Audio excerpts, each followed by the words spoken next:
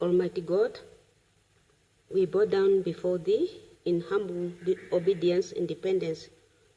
We pray Thee, grant us the grace to respect each other this day in all our consultation, that our deliberations today shall take place in the spirit of mutual trust, so that we as leaders shall lead our country on the path of peace and shall find solutions for issues and problems facing us. Grant us the mercy, O Lord, that we shall today also honor Thy name in all we think, do, and say. Almighty God, we pray Thee, bless our land and all its people. This we pray in the name of Jesus Christ our Lord. Amen. Let's affirm.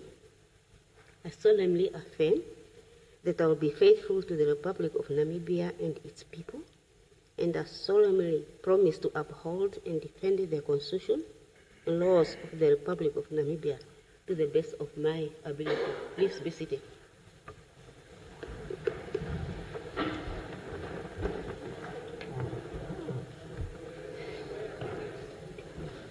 Yeah.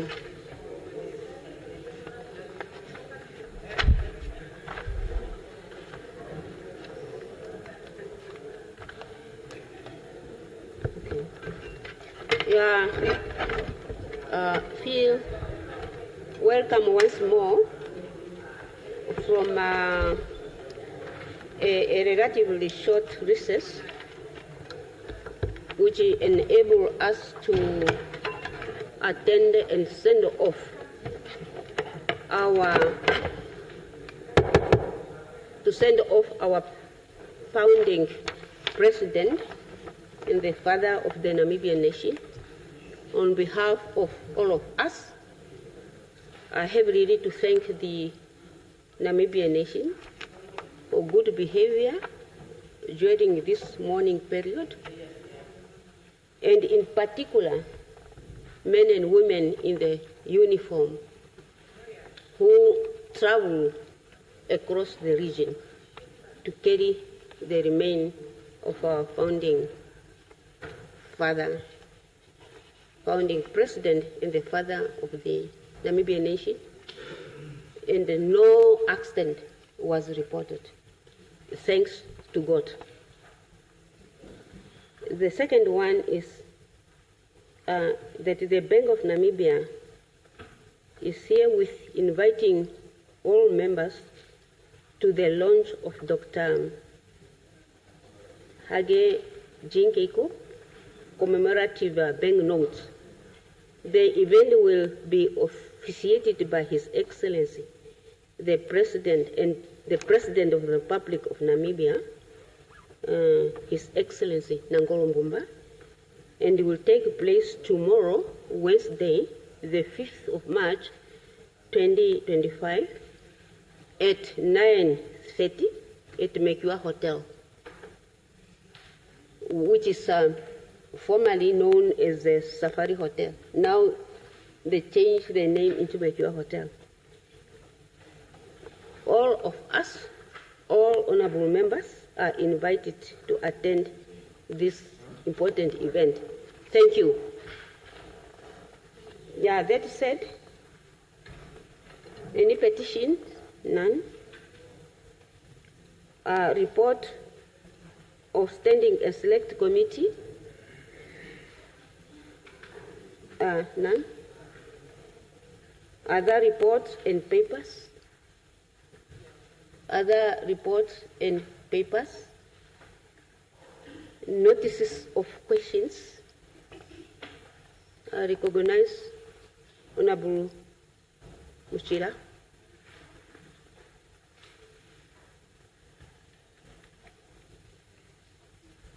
Oh, so many questions. Yeah, go ahead.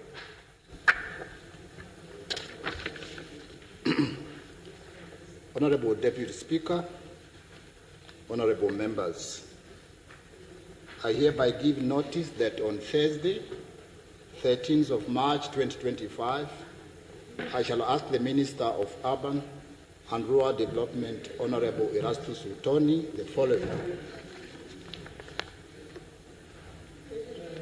traditional authorities play a crucial role in managing, allocating, and overseeing the use of customary lands in accordance with customary laws and practices while ensuring compliance with national legislation. However, a major concern has been raised regarding the inadequate allowances paid to traditional leaders under the Traditional Authority Act 2000 as amended. Section 17 of the Act provides for allowances to chiefs, senior traditional councillors, and traditional councillors from funds appropriated by Parliament. Despite their crucial responsibilities, these allowances remain disappropriate law. Chiefs, as supreme leaders of their communities, receive only a 2,400 per month, while traditional councillors who work full-time earn a mere 1,400 per month, figures that do not reflect the significance of their duties.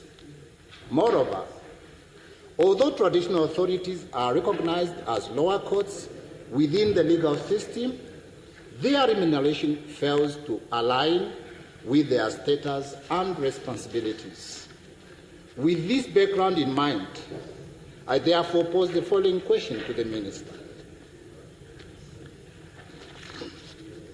Given the allowance of 2,400 for chiefs, how does the Ministry justify this amount in light of the growing responsibility that chiefs face, including mediating disputes, ensuring community welfare, and preserving cultural heritage? How does the Ministry reconcile the monthly allowance of 1,400 per month for traditional councillors with the fact that many councillors work full-time from Monday to Friday, often with little support or resources to carry out their duties? Why has there been no adjustment to the allowances of traditional authority despite the clear stipulation in the Traditional Authority Act of 2000 as amended, which allows for such allowances to be prescribed in accordance with the status and duties of each leader? Given that traditional authorities are considered lower courts under Namibia law, how does the Ministry justify their remuneration being so far below that of the officials within the judicial system, particularly in light of the crucial role they play in the administration of justice at community level? Fifth, in light of the high cost of living in Namibia that we all know, particularly in rural areas, how does the Ministry ensure that the current allowances of chiefs and councillors are sufficient to meet the basic needs and the operational cost of their offices? How has the Ministry engaged with traditional authorities to assess their financial needs and challenges? And what feedback has been provided by chiefs and councillors regarding their satisfaction with regard to remuneration? Had there any formal review or consultation with the Ministry of Finance regarding the need to revise the allowances for traditional leaders, especially in the light of their duties they continue to perform in national development and community leadership? What specific steps is the Ministry taking to address the pay gap between traditional leaders and other government officials who perform comparable administrative and leadership roles? How does the Ministry plan to ensure that traditional authorities are equipped with adequate resources and support to carry out their constitutional and social functions, considering the growing challenges in rural governance and the preservation of customary law? Honourable Deputy Speaker, honourable members, the last but not least. Considering that traditional leaders have long played a vital role in maintaining national peace and stability, particularly in rural areas, what is the ministry's plan to elevate their status and improve their remuneration in recognition of their invaluable contribution to the nation's social fabric? Honourable Minister, these questions are not merely inquiries, but a call for urgent action. Traditional leaders have long been pillars of our society, contributing to the social, cultural and political fabric of Namibia. It is only just that they be compensated appropriately for their tireless service and dedication. I urge your office to prioritize these issues and provide clear, prompt responses and actions in line with the gravity of the situation. I so submit. Deputy Speaker, Honourable Member, again on Thursday, the 13th of March 2025, I shall ask the Minister of Defence and Veteran Affairs, Honourable Erastus Kapofi, the following. Franz Kapofi, my apologies. Just correct it. He's the Minister of Defence.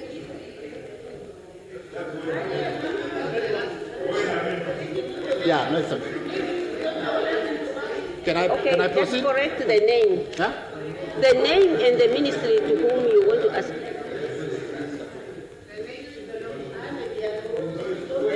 Yeah, the name. Look at Kapofi. You must look at the presiding officer. Okay, I repeat. I hereby give notice that on Thursday, the 13th of March, 2025, I shall ask the Minister of Defence and Veteran Affairs, Honourable Franz Kapofi, the following question. Proceed. Don't. Many deep concerns have been raised by the San communities of Chunkwe, Sinsabes, and Bwabwata regarding the recent NDF recruitment process. Despite several San individuals applying and being shortlisted, none were ultimately recruited. The Affirmative Action Act 1998 of number 29 aims to ensure equal employment opportunity for historically disadvantaged groups, including indigenous communities like the San. Their exclusion raises serious concerns about the equitable implementation of this law and the government's commitment to fair representation. I therefore put forth the following questions to the Minister. What specific criteria were used in the NDF recruitment process, and how did they result in the exclusion of all shortlisted San applicants? Given the clear provision for affirmative action and employment equity in Namibia's legal framework, how does the Ministry ensure compliance with the affirmative action, particularly Section 18, Affirmative Action Plans, Section 19, 23, and 26? Had the Ministry considered implementing targeted recruitment quota or special training program to increase the representation of the San community in the NDF, similar to other government initiatives aimed at addressing historical injustice?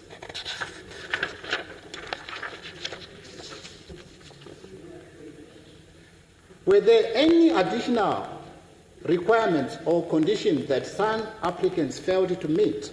And if so, how does the Ministry plan to assist them in fulfilling these requirements for future recruitment cycles? Were the San applicants given specific feedback on why they were not selected?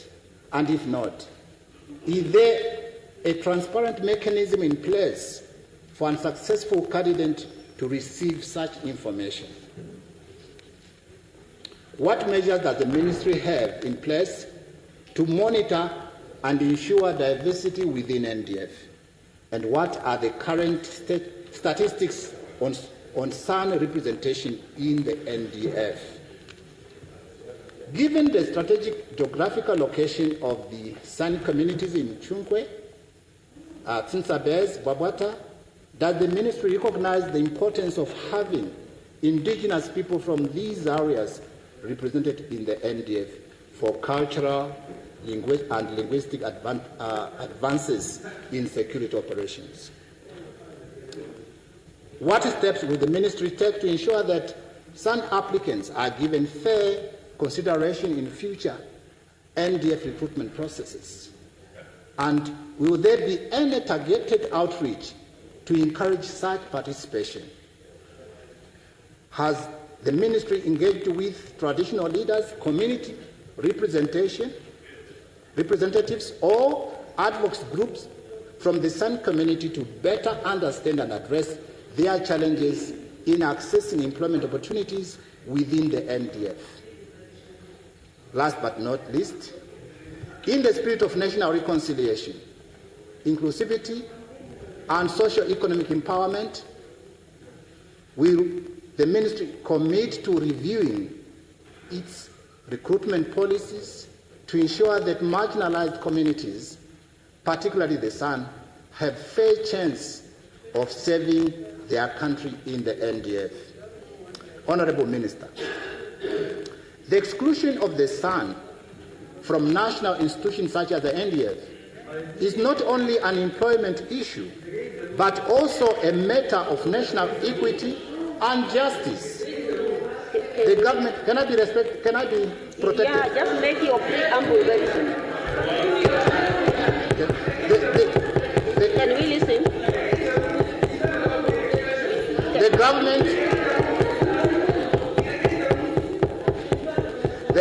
government, the government has a responsibility. Just make your preamble very short.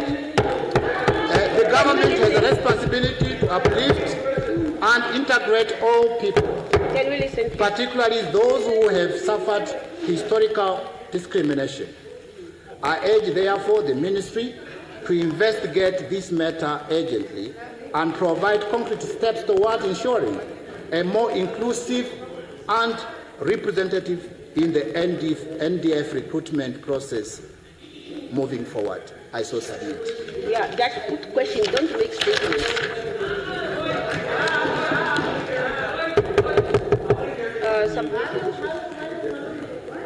Any further questions?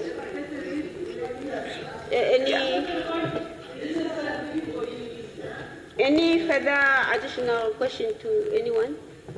From anyone? None?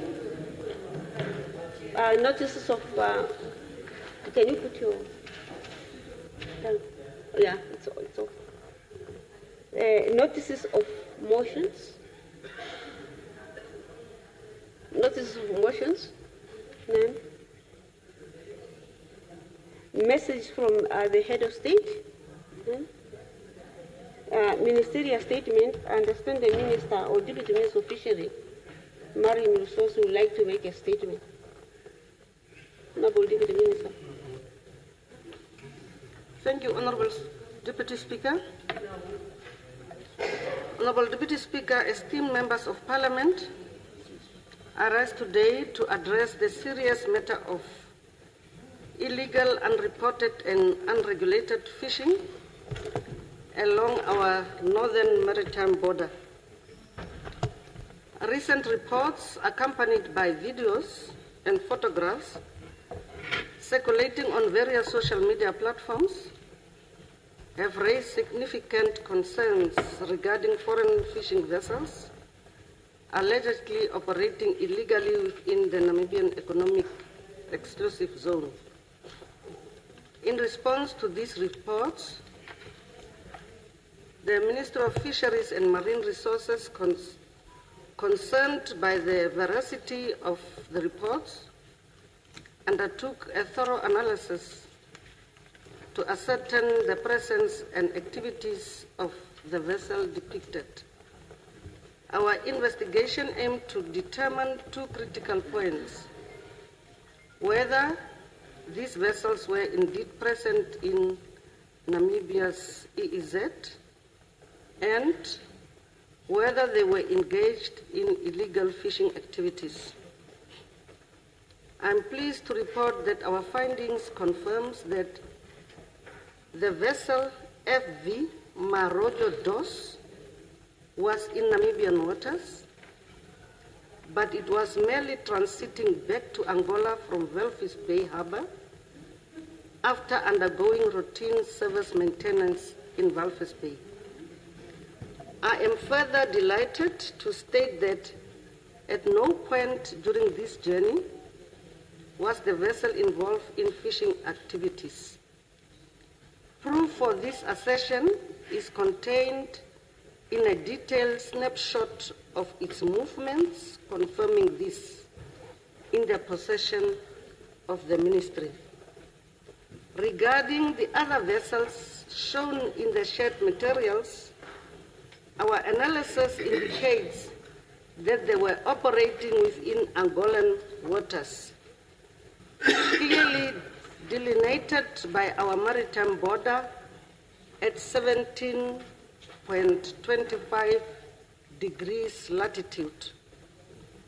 Any latitude north of this is undoubtedly within Angolan jurisdiction.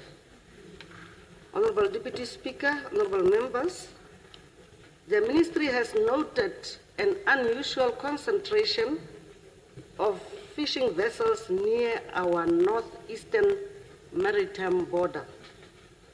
In response, we deployed our flagship patrol vessel, the Ana Kakurukade, to conduct continuous monitoring and surveillance in this area since February 7, 2025.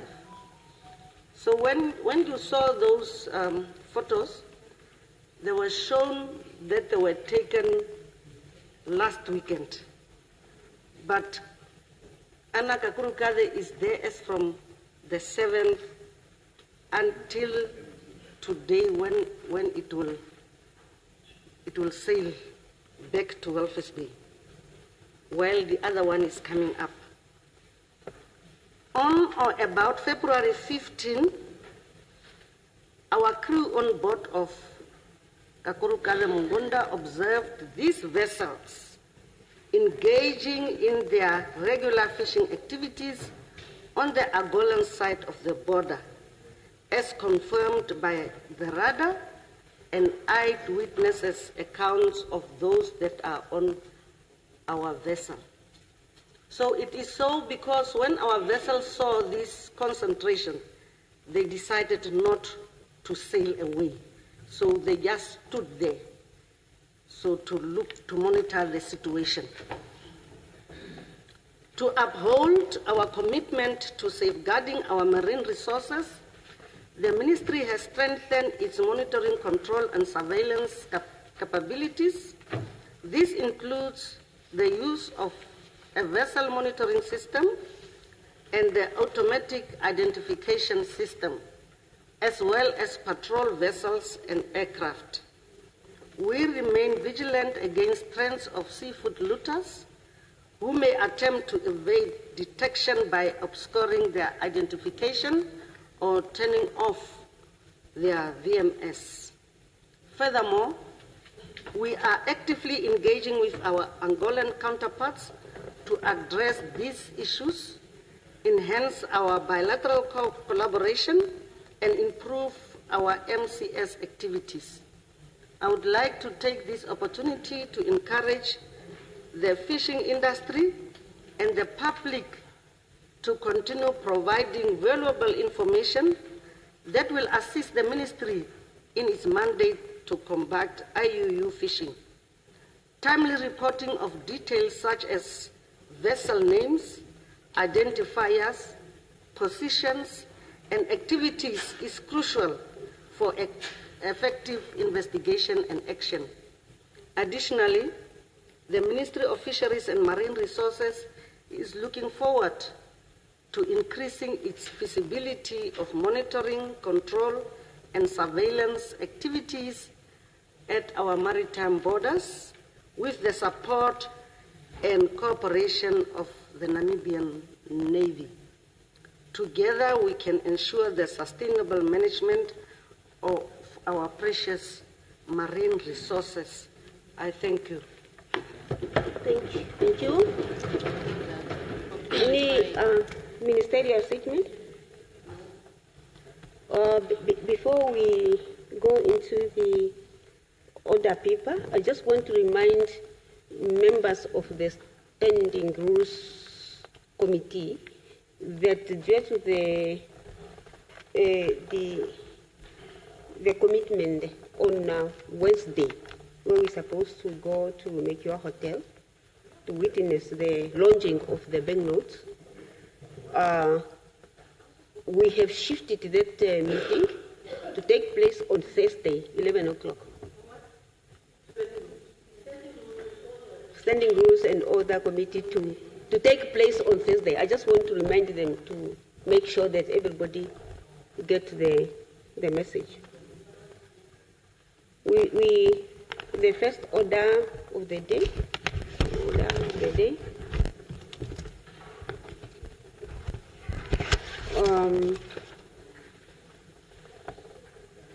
when this assembly adjourned on Wednesday, the 5th of February,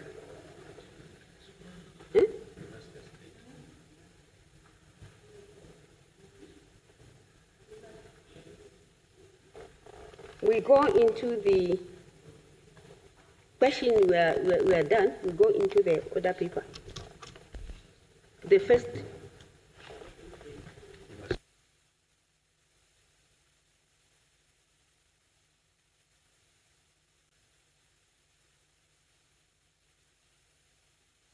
Go into the order paper. The secretary will read the first order of the day. Regional and Constituency Development Fund Bill. When this assembly adjourned on Wednesday, the 5th of February, 2025, the question before the assembly was a motion by Honorable Minister of Urban and Rural Development that the bill be read a second time. I now give the floor to the Honorable Minister of Urban and Rural Development to reply. Honorable Minister. The Minister of Urban and Rural Development. Where are you coming in?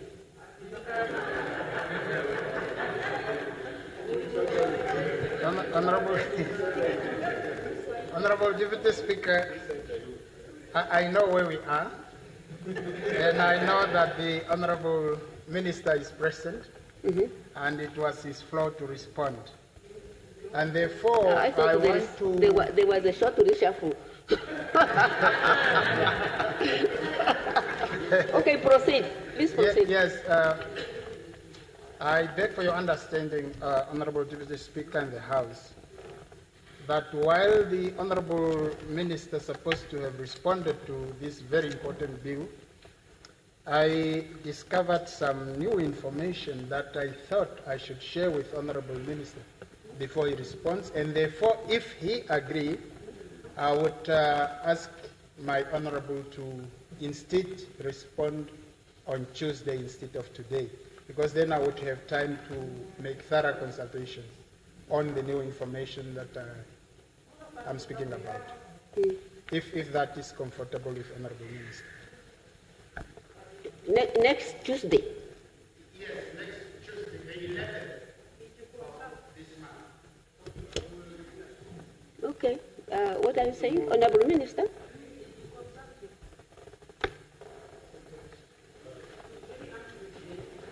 Yes, I agree, Honorable Deputy Speaker. So the item is adjourned to next Yes. week, Tuesday. Yes, I recognize Honorable Hengari on the same issue. Yes, very much on the same issue, Honorable Speaker, Deputy Speaker, my apologies, but you can receive. Honorable Deputy Speaker, I'm quite concerned because ordinarily we should have gone into committee stages. And it is quite unprecedented that because by allowing this debate to go on and postponing the minister's response to next week, it then means the Deputy Speaker is opening the floor for debates. Because if the Honourable Deputy Minister comes and makes his contribution here next week, then Honourable Deputy Speaker, I think the onus is on you then to inform us on whether we should also be able to contribute to the debate next week before the Minister responds. Because the debate was had, questions were already asked, and his only responsibility now here today was to come and respond to those questions. And if any other arising matter from the clauses or in the provisions of the bill, then those would ordinarily be raised at committee stages, not at this stage of the debate. Thank you, Honourable Deputy Speaker.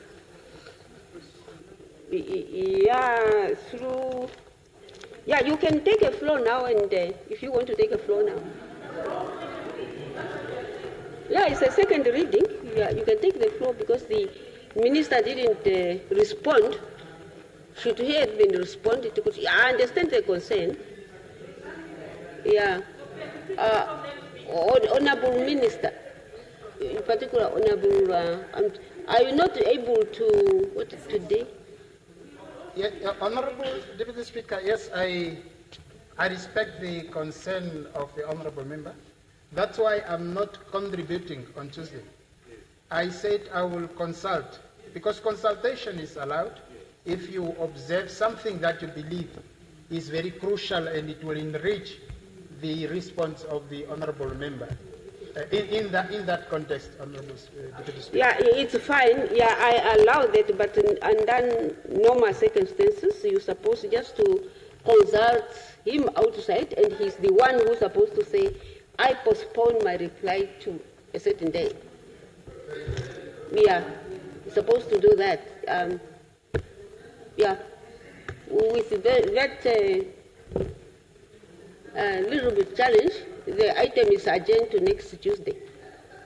But keep in mind in the future, if you have something to talk, and then the minister himself will adjourn the debate. Okay.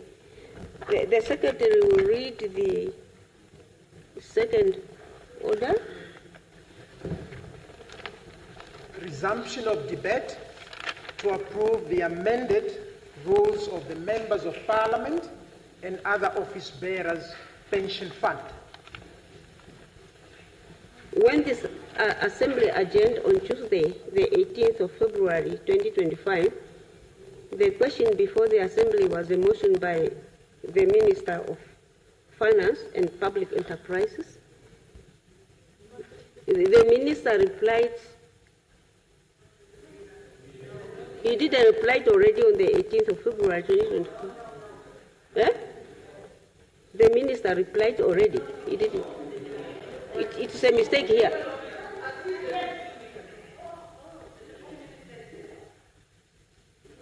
Oh, okay. The minister didn't reply.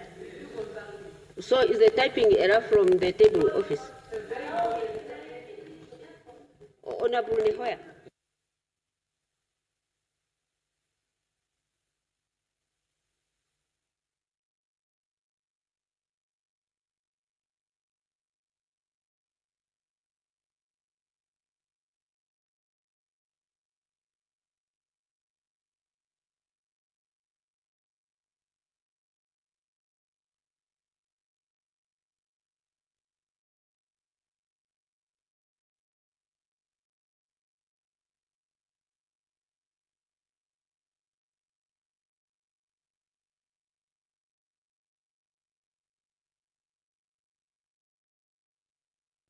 But I will give you the floor, Honourable Deputy Minister.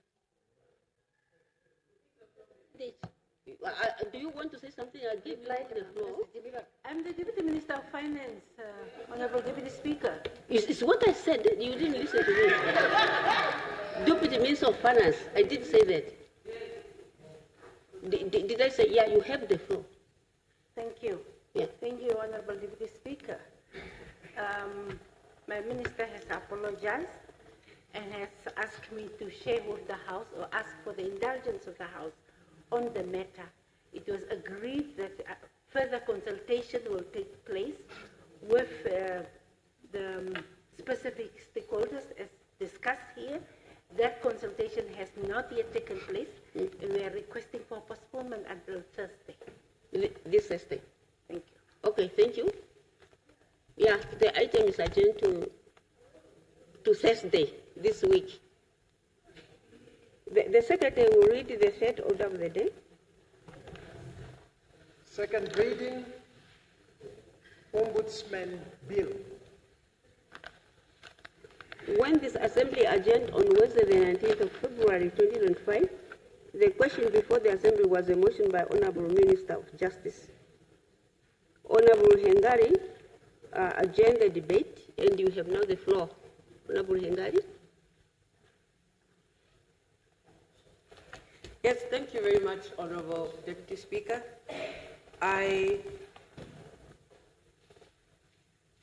rise to contribute to this very important bill and to this very important and perhaps long-awaited debate on the Ombudsman bill.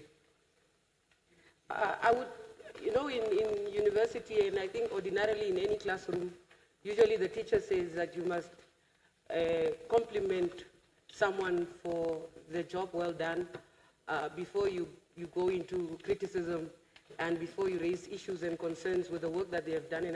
And I think it's only fair that I commend the Honourable Minister of Justice for really bringing this bill to the House. I say this not only as a member of this House, but also as a member of the Committee on Constitutional and Legal Affairs, because, and I'm glad that she's also acknowledged in her motivation that, the bill has come on recommendation by a parliamentary committee, and this recommendation came in 2020. And I think a lot of times we have conversations in this House, and we always say that we do not need necessarily laws to force the executive to act on the recommendations made by the legislature. And I think it is a very important culture that others should also emulate. It's a culture that perhaps as a House, all of us are encouraged to emulate, that some of those things where we see things ought to be done and recommendations have been made by parliamentary standing committees, we do not need to be forced by a law, but rather by culture and by what seems to be an issue in our society. Honourable Speaker, Deputy Speaker, I rise today to debate the Ombudsman Bill as tabled by the Minister of Justice, a legislative proposal that seeks to define and prescribe the powers, duties and functions of the Ombudsman in Namibia. While this bill is a commendable effort to strengthen the role of the Ombudsman in safeguarding human rights and ensuring administrative justice, it presents several critical concerns regarding autonomy, financial independence, and operational efficiency. Honourable Deputy Speaker, it is my considered view that as legislators, we must ensure that this bill does not merely pay lip service to democratic oversight, but genuinely enhances the Ombudsman's capacity to act as a guardian of justice and accountability. One of the foremost concerns with this bill is the appointment process of the Ombudsman. If you look at the bill, Clause 2 vests the appointment power in the President, acting on the recommendation of the Judicial Service Commission. While the Judicial Service Commission is a respected body, the absence of parliamentary vetting raises the question, how independent can an Ombudsman be if their appointment is solely within the discretion of the Executive? Clause 11 says the following: the Prime Minister must, in accordance with the Public Service Act, appoint the Executive Director of the office and other staff members of the office as may be required for the proper performance of the functions of the office.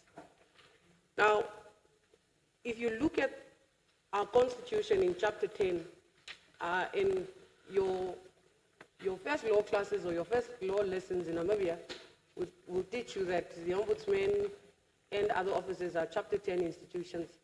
And I'm primarily making this reference because in Chapter 10 of our Constitution, Article 89, Sub 3, says the following: no member of the Cabinet or legislature or any other person shall interfere with the Ombudsman in the exercise of his or her functions, and all organs of the state shall accord such assistance as may be needed for the protection of the independence, dignity, and effectiveness of the Ombudsman. So then one wonders whether the involvement of the Office of the Prime Minister in the appointment of the executive to the Ombudsman's office and other staff members to that office is not in contravention of this particular provision. But those, I think, are answers that ought to be, I'm sure the Minister would give.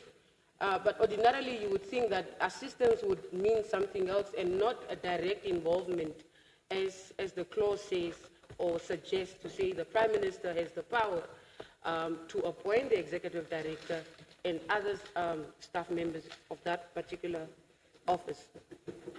A truly autonomous Ombudsman, Honourable Deputy Speaker, must be insulated from political influence. A more robust mechanism would require parliamentary approval of the nominee, ensuring that the office holder is accountable to the people, not just the executive. The Namibian Ombudsman has in the past raised concerns about the undue political interference, and this bill, in my opinion, does very little to address such apprehensions. If you look at Clause 6, which allows for the removal of the Deputy Ombudsman by the President upon recommendation of the JSC, but the grounds for removal, which are mental incapacity or gross misconduct, are vaguely defined. This ambiguity, Honourable Minister, in my opinion, could be exploited to silence an ombudsman who acts against political or governmental interests. We must demand explicit procedural safeguards to prevent arbitrary dismissals. On financial independence, Honourable Deputy Speaker, Clause 13 provides that the Ombudsman's office will be funded through parliamentary appropriations and grants, subject to the approval of the Minister of Finance. However, financial dependence on the executive, as we have often seen, even here as Parliament and as legislature, and a very important organ of the state, poses a fundamental threat to independence and the appropriate effective functioning of Parliament that we have seen. I remember there was a time that Parliament came to a standstill because we did not agree with what was allocated to Parliament. And when I say Parliament, I'm referring to both the National Assembly and the National Council. And very often, we find ourselves in a situation where when money is allocated, or when members feel money is allocated to this organ is not sufficient, Parliament comes to a standstill, then negotiations start over. And then I don't think that the Ombudsman's office should be treated like a ministry, for instance. Chapter 10 of the Constitution, I think, is very clear on what is expected on and how the Ombudsman ought to operate. And I think in this particular clause, we do not do justice to that effect. To uphold true independence, Honourable Deputy Speaker, we should consider establishing a protected funding mechanism where the Ombudsman's budget is ring-fenced and not subject to arbitrary reductions. The Namibian Ombudsman has previously lamented the lack of adequate financial resources, hindering investigations into human rights violations and corruption. This bill could incorporate explicit financial autonomy provisions, ensuring the Ombudsman has the necessary resources to fulfill its mandate without governmental interference. Investigative powers. The bill grants the Ombudsman significant investigating powers, including the ability to access documents, conduct inquiries, and even institute legal proceedings. This is found in Clause 19. However, these powers remain undermined by the bureaucratic red tape. For instance, in Clause 15, it is required that government institutions refer matters to the Ombudsman for investigation, yet it does not mandate compliance with the Ombudsman's recommendations. And this is the same issues that even as Parliament we've experienced over the years, where you have powers as an oversight body, members and as part of their committees go on oversight trips, they perform their oversight functions, they make recommendations. However, because of a lack of an instrument that at least requires of the executive some compliance with those recommendations, very often our work is left in reports and very little is done. But I think, and going back to what I said,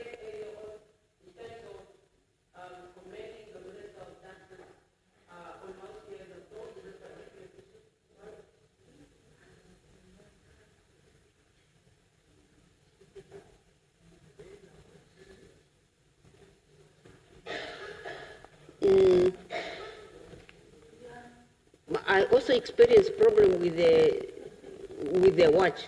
Instead of going down, it's going up. Did anyone notice? Oh, no, yeah, proceed. Can you, yeah, proceed.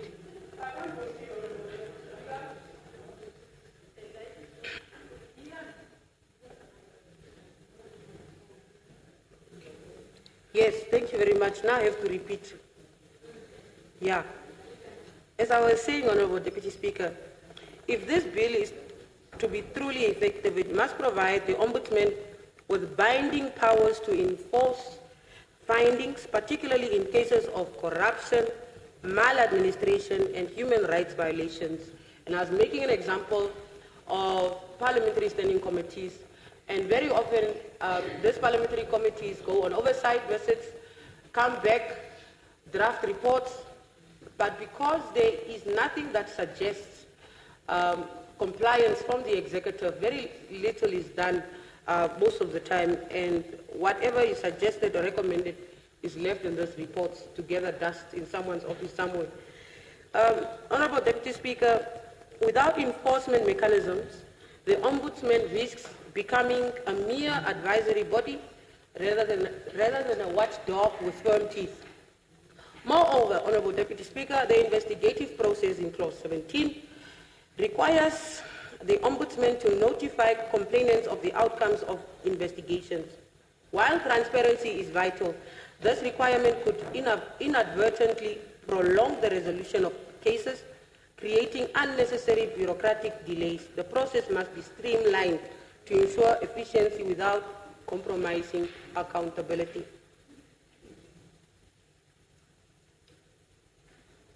Yes, Honorable Deputy Speaker,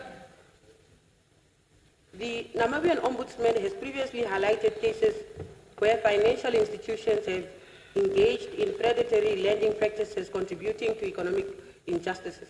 Yet under this bill, the Ombudsman's jurisdiction remains largely confined to public institutions. This is a significant oversight. The bill must be amended to explicitly grant the Ombudsman powers to investigate private entities whose actions impact the fundamental rights of all Namibians. In conclusion, yes, Honorable Deputy Speaker, this bill presents an opportunity to fortify the Ombudsman's role as a fearless advocate for justice. However, in its current form, it leaves room for undue executive control, financial dependency, and bureaucratic inefficiencies. If we are truly to empower the Ombudsman, we must require parliamentary approval for the appointment and removal of the Ombudsman, just as we do with the what is this guy's name? The Auditor General, just as we do with the Anti-Corruption Commission, where you have a list of recommendations that come from the Office of the President, but appointment power rests with this House for oversight purposes. I think it's very important. In other instances, in other countries, Honorable Speaker, where instead of having an ombudsman, they have what we call the Human Rights Commission. I know, for instance, what happens is when it comes to appointment, Honorable Deputy Speaker, to involve the legislature as an oversight organ, the members of the House, there are members of the House identified to form part of a panel panel of those who interview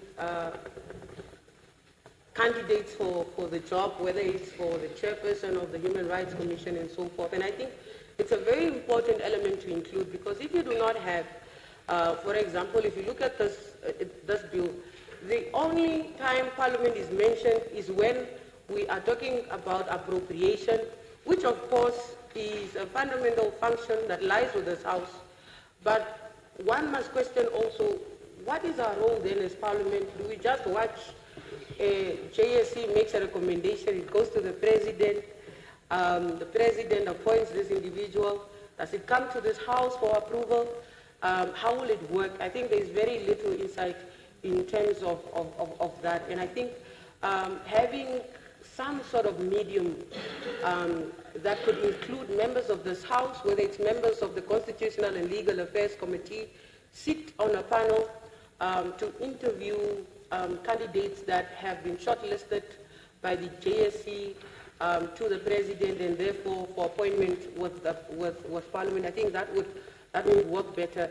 And so I think, Honourable Deputy Speaker, I have raised 2, 3 or 4 concerns, but the most important, in my opinion, is I don't think we should turn the Ombudsman's office into some ministry, because if you read this bill, it's almost as if the Ombudsman is just becoming part of the executive. The appointment of the executive of the Ombudsman's office is done by the Prime Minister. The appointment of the Ombudsman himself is shortlisted by the JSC, sent to the President. You know, and I think really we must be honest in terms of what role. Sorry, the time. I'm almost there. Yeah, the time I'm telling you, because you just got the benefit because the watch was not working well. If Honourable Deputy Speaker, if you want me to reference the rules, I can also reference which rule allows the Speaker or the presiding officer to extend the time. But Honourable Deputy Speaker, in conclusion, I think we are moving in the right direction, and my thought is always that even if we don't get it right today, someone else who will come after us will probably have more to improve or more work to do on the bill. Again, I commend the Minister for bringing this bill. I am sure many of your colleagues on the other side of the House envy you, because at least you're doing your job. We are yet to see the Auditor General's bill here in this House. So thank you, and I so submit, Honourable Deputy Speaker.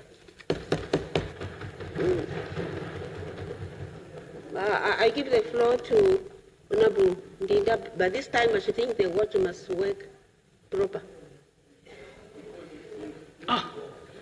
Thank you, Honourable Speaker. Deputy Speaker, Honourable Speaker, I will try to just give your attention to the Honourable Minister on my concerns. And my first concern, Honourable Deputy Speaker, is the title Ombudsman Bill. I am not the daughter of the Queen, but if somebody brings me this bill which is written Ombudsman Bill, I remember when Advocate Bean's governess was the ombudsperson, she objected against this name, and she said, it must be the ombudswoman now, because I'm a female, I'm not a man. And I know where this is coming from Scandinavian countries. You adopted this name, ombudsman, but it is not gender neutral. It is not gender neutral. It just disrespects us as women. I am in that office, and you are coming and you are looking for the ombudsman. What are you saying to me? What am I? So I know that countries like Canada, Ireland, and even the United Nations, they change because they wanted to be neutral, and they talk about the ombudsperson. They talk about the Ombudsperson's Act. And even so, South Africa is referring to it as the public protector. Public protector, not ombuds. Please, don't downgrade us women here. It is Namibia. We are not coming from England, and any person will say, but I recognize the point of order. the constitution can be changed.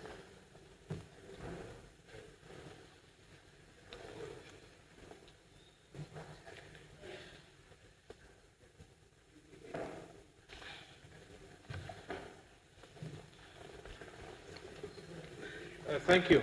Can you stop the thing? My time is running. May I ask the Honorable Dinda just one question?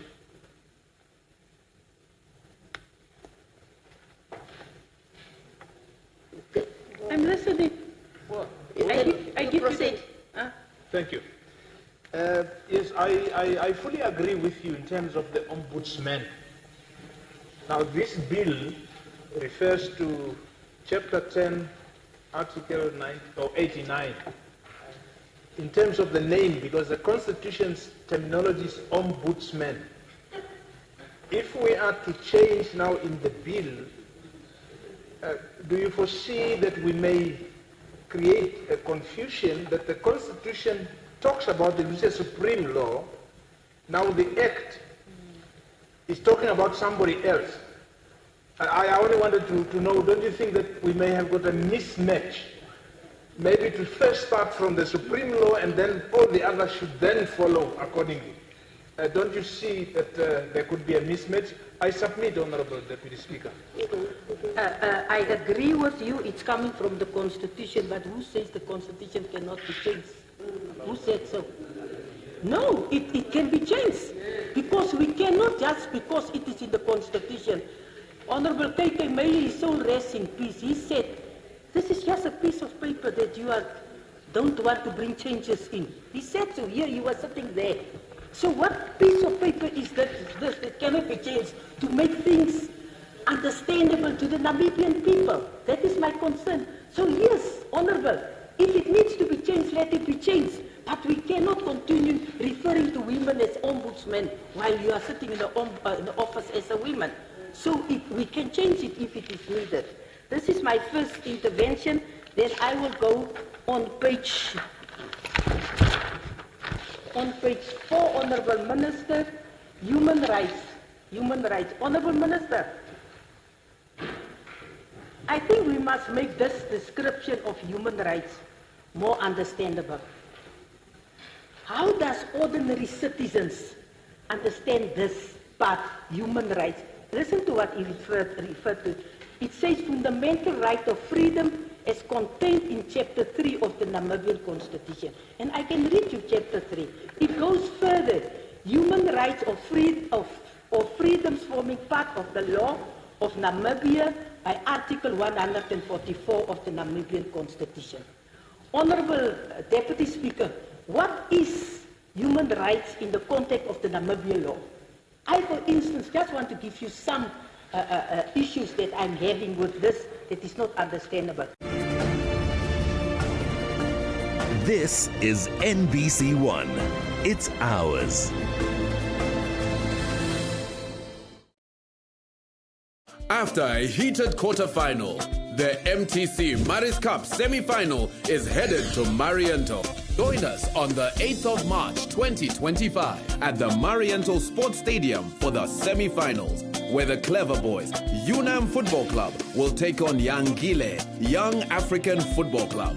Meanwhile, the Tura Boys, Bucks Buccaneers Football Club, will face off against Stalile, African Star Football Club, in another thrilling matchup.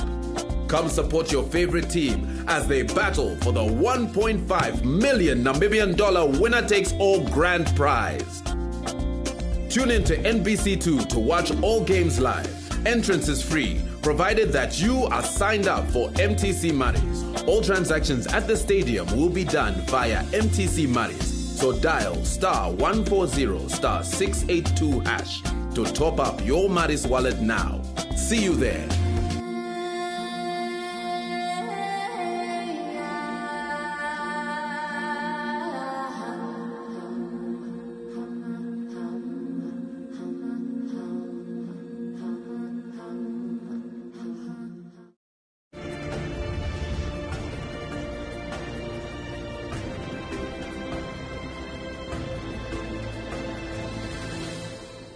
Ombudsman or his deputy. It undermines your authority. Your authority is undermined and decision-making power. You have the power, but somebody else appoints people on your behalf and you have no input. You are not even sitting in an interview. It is therefore important for the Ombudsman and the Deputy Ombudsman to have input in appointing the executive director and other staff members and recommend to the Prime Minister. And why?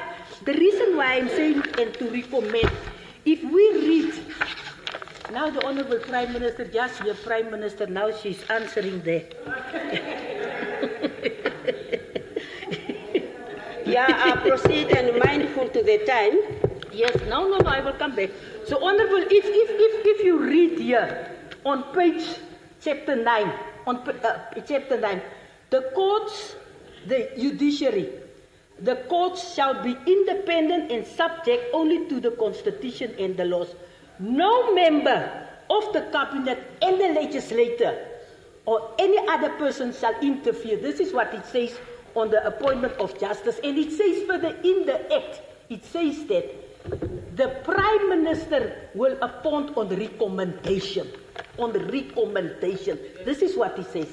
But here, if you look here at the Ombudsman, chapter 10, it's exactly the same. It reads the same. The Ombudsman shall be independent and subject only to this Constitution and the law. And it goes further. No member of the cabinet or the legislature or any other person shall interfere. So I don't know. The wording is exactly the same. But why must the Prime Minister appoint without consultations, without recommendations? So that one I need additional clarity 2 on. minutes. I will come back. So let me rather continue with my things. On page 16, witness fees.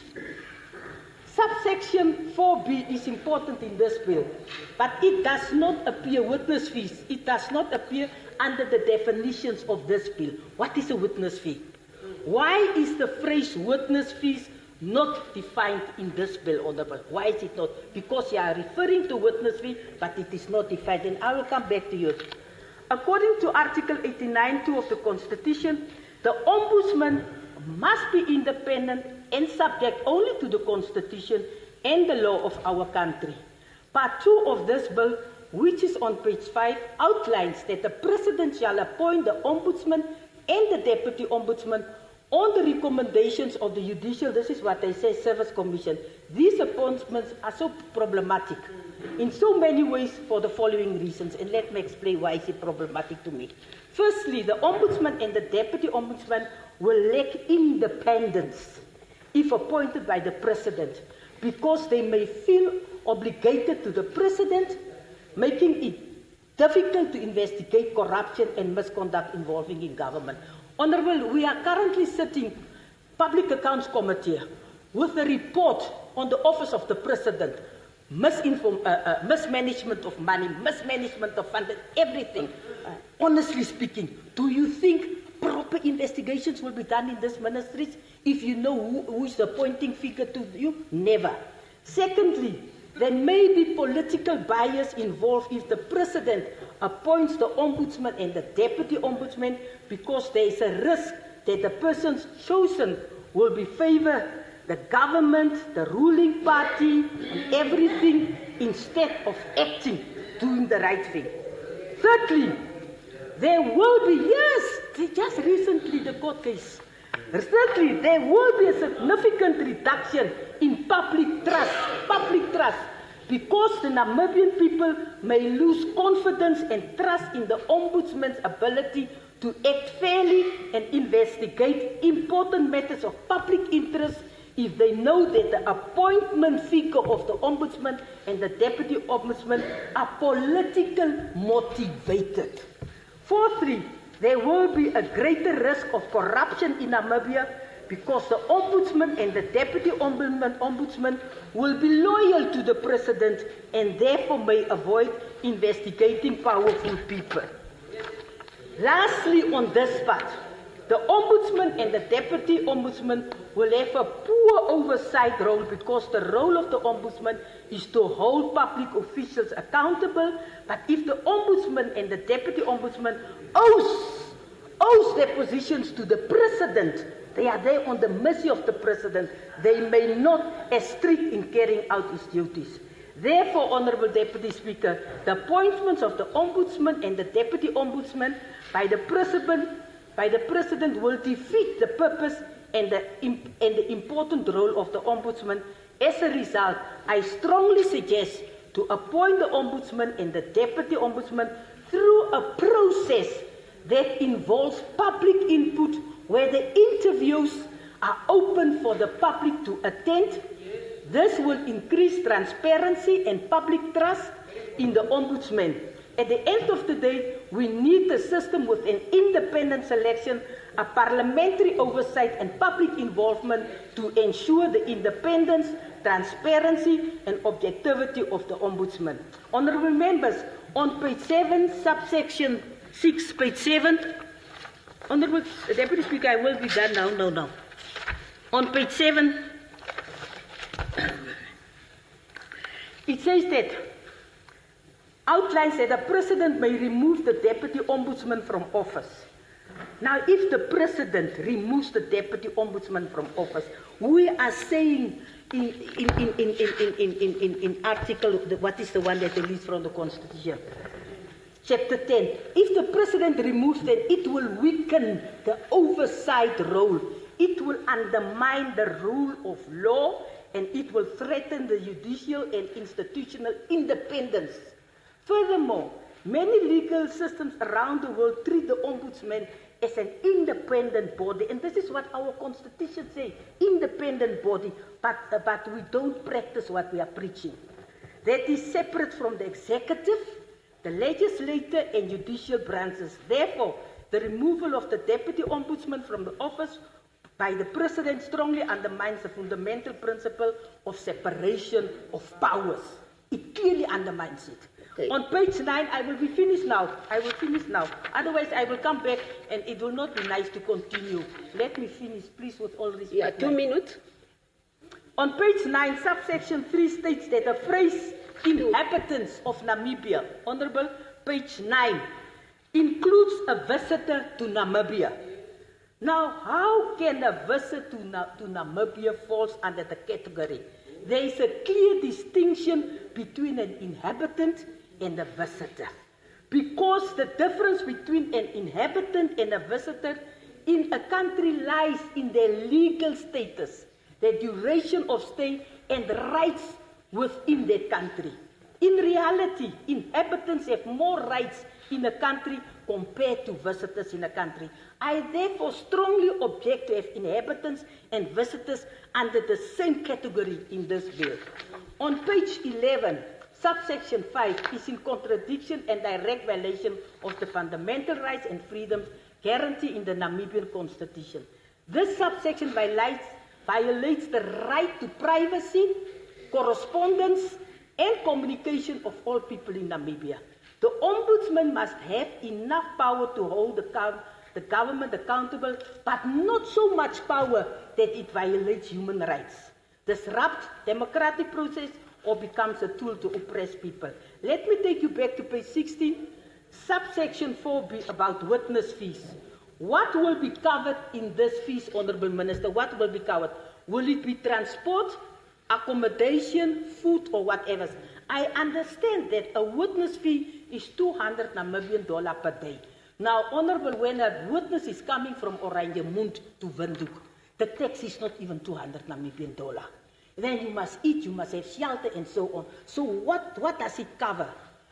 Because it will not be enough considering the cost of living and the ever-increasing fuel prices. I therefore suggest that there must be an increase in witness fees to reflect the real cost of attending court cases.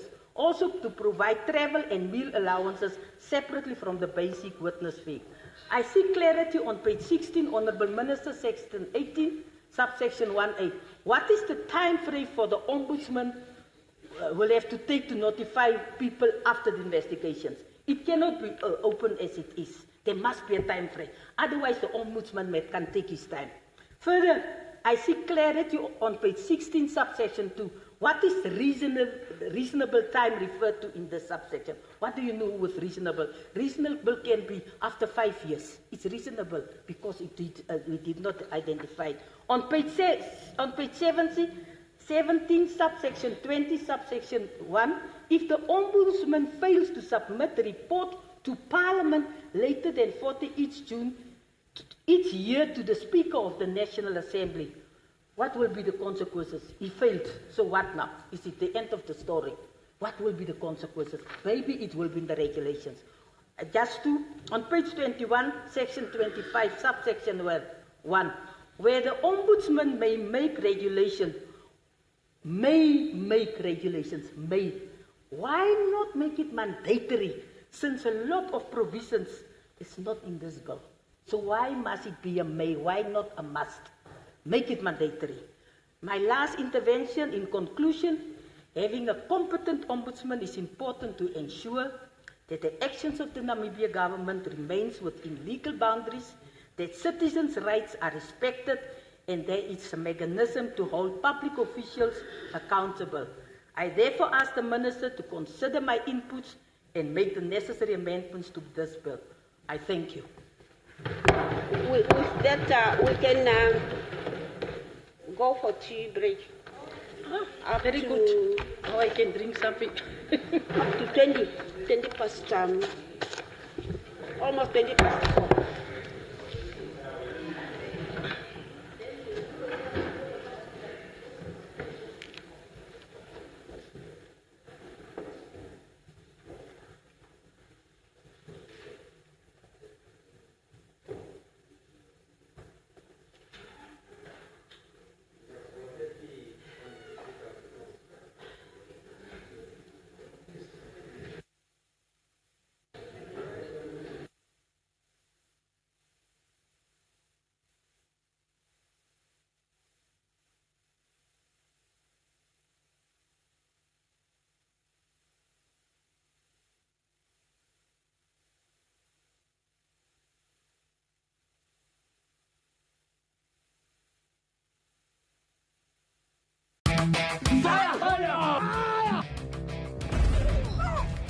I am doing my best, okay? I'm in my healing era. Far away from Betty. Stay away from her. If I knew where Betty was, I would get her and bring her right here. You have got to be joking. Are you okay, Mrs. J? You Full of rage. Duma made a deal with the devil. Linda is furious. Stop! Stop for messing with my sister.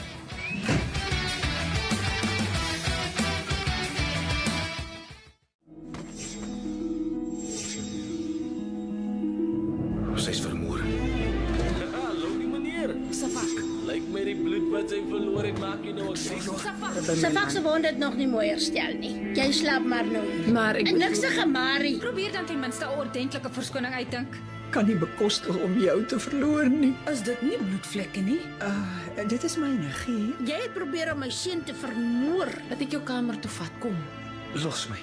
Of miskien is daar iets wat ma vergeet het om vir my te vertel.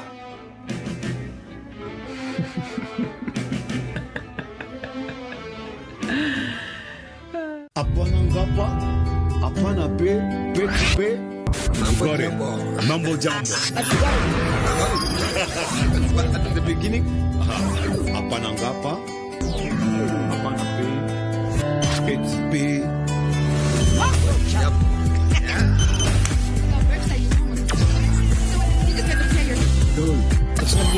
He will not get home. Yeah. Understand? Now that we found love, just look into that box. Imagine whatever it is. If it's a mirror, it's a reflection of what you can see.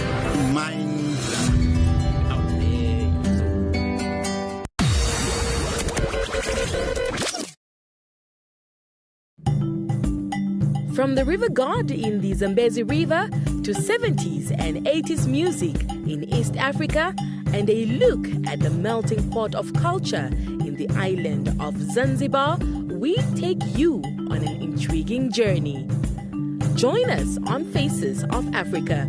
It's coming to you on NBC One on Saturdays at 18:30 with a repeat on Sundays at 15:30. NBC, your home channel.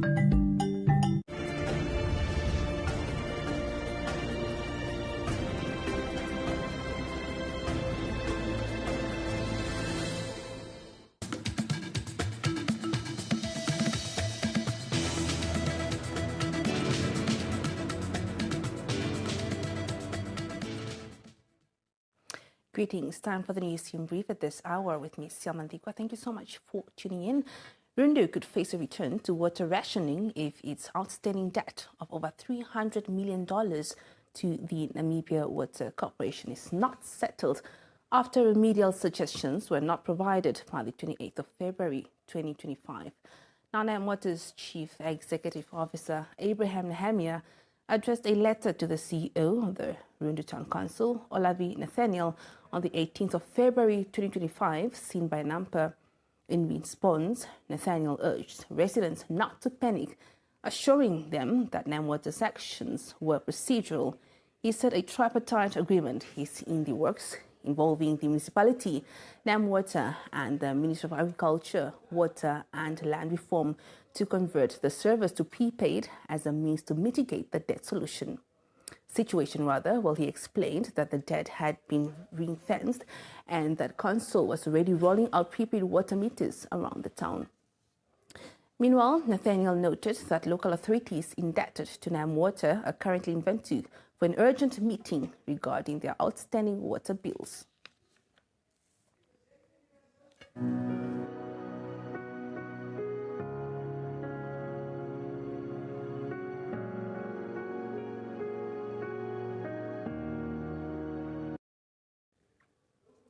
Shifting the focus, Dr. Sam Nujoma was Namibia's first democratically elected president, but is also referred as its founding father, having played a central role in fighting for and inspiring others to fight for national independence. Dr. Nujoma is credited with laying the groundwork for the country's socio-economic growth and for the major role he played in fostering closer ties between Namibia and other nations of the globe. Now, these include major partner in trade and development, China. Old Johnny Conja earlier spoke to Namibia's ambassador to China, Elia Kayamo, on Namibia Connect. Let's listen to some of that conversation. Now, Dr. Nujoma is regarded as among the first leaders in Africa to, make it a point of securing ties with China, which of course represent as an ambassador. Yeah. And other important nations on the world stage as well. Why was it so important to him to understanding ambassador? It was important for him to understand Sam Nujoma was committed to Namibia and Namibian people. He was a role model for all those generations that could link us to the world. And he could speak. When he was speaking, you could see he speak on behalf of his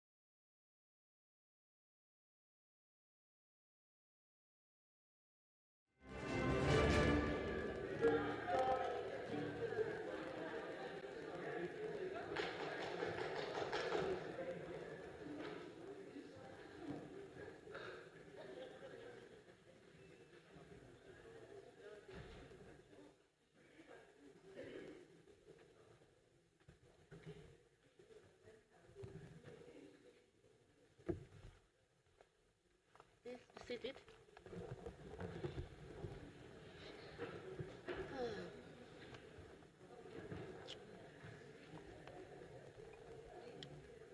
Yeah, we proceed with the debate. Who is next? I recognize Honorable Chief Beze. Chief Beze? Yeah. I'm an African. Thank you, Honorable Deputy Speaker, honorable members. As a member of the legal committee, we visited also our stakeholders. This is why I am going to contribute on this bill, because there is a certain point on page 30 that I really wanted to my recommendation to this bill is that this important office is to be allocated its own annual budget. This is the point that the Ombudsman was telling us when we visited him, that the budget is falling under the Ministry of Justice. So for this bill, I see that the Minister of Justice do for us a good point, put in the budget for the Ombudsman office on their own. So my contribution will be the funds, Ombudsman necessary money for his office is very much important that they have their own funds, because when they wanted to do their job, they must also do it on, how must I say, from their own budget, because they know what they wanted to do. So for me, this year, I am happy for this bill of Ombudsman. If the ACC also get their own budget and do their jobs, for Ombudsman office also, it is very important that they must also get their own budget from the National Assembly when we do it, so that they can do their job freely like they want, because they are the office where the public come for their unfairness, and they needed that one for the investigation of the cases. Thank you very much.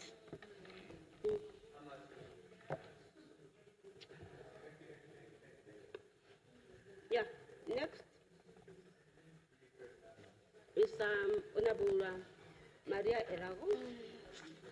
Thank you, Deputy Speaker, honorable members.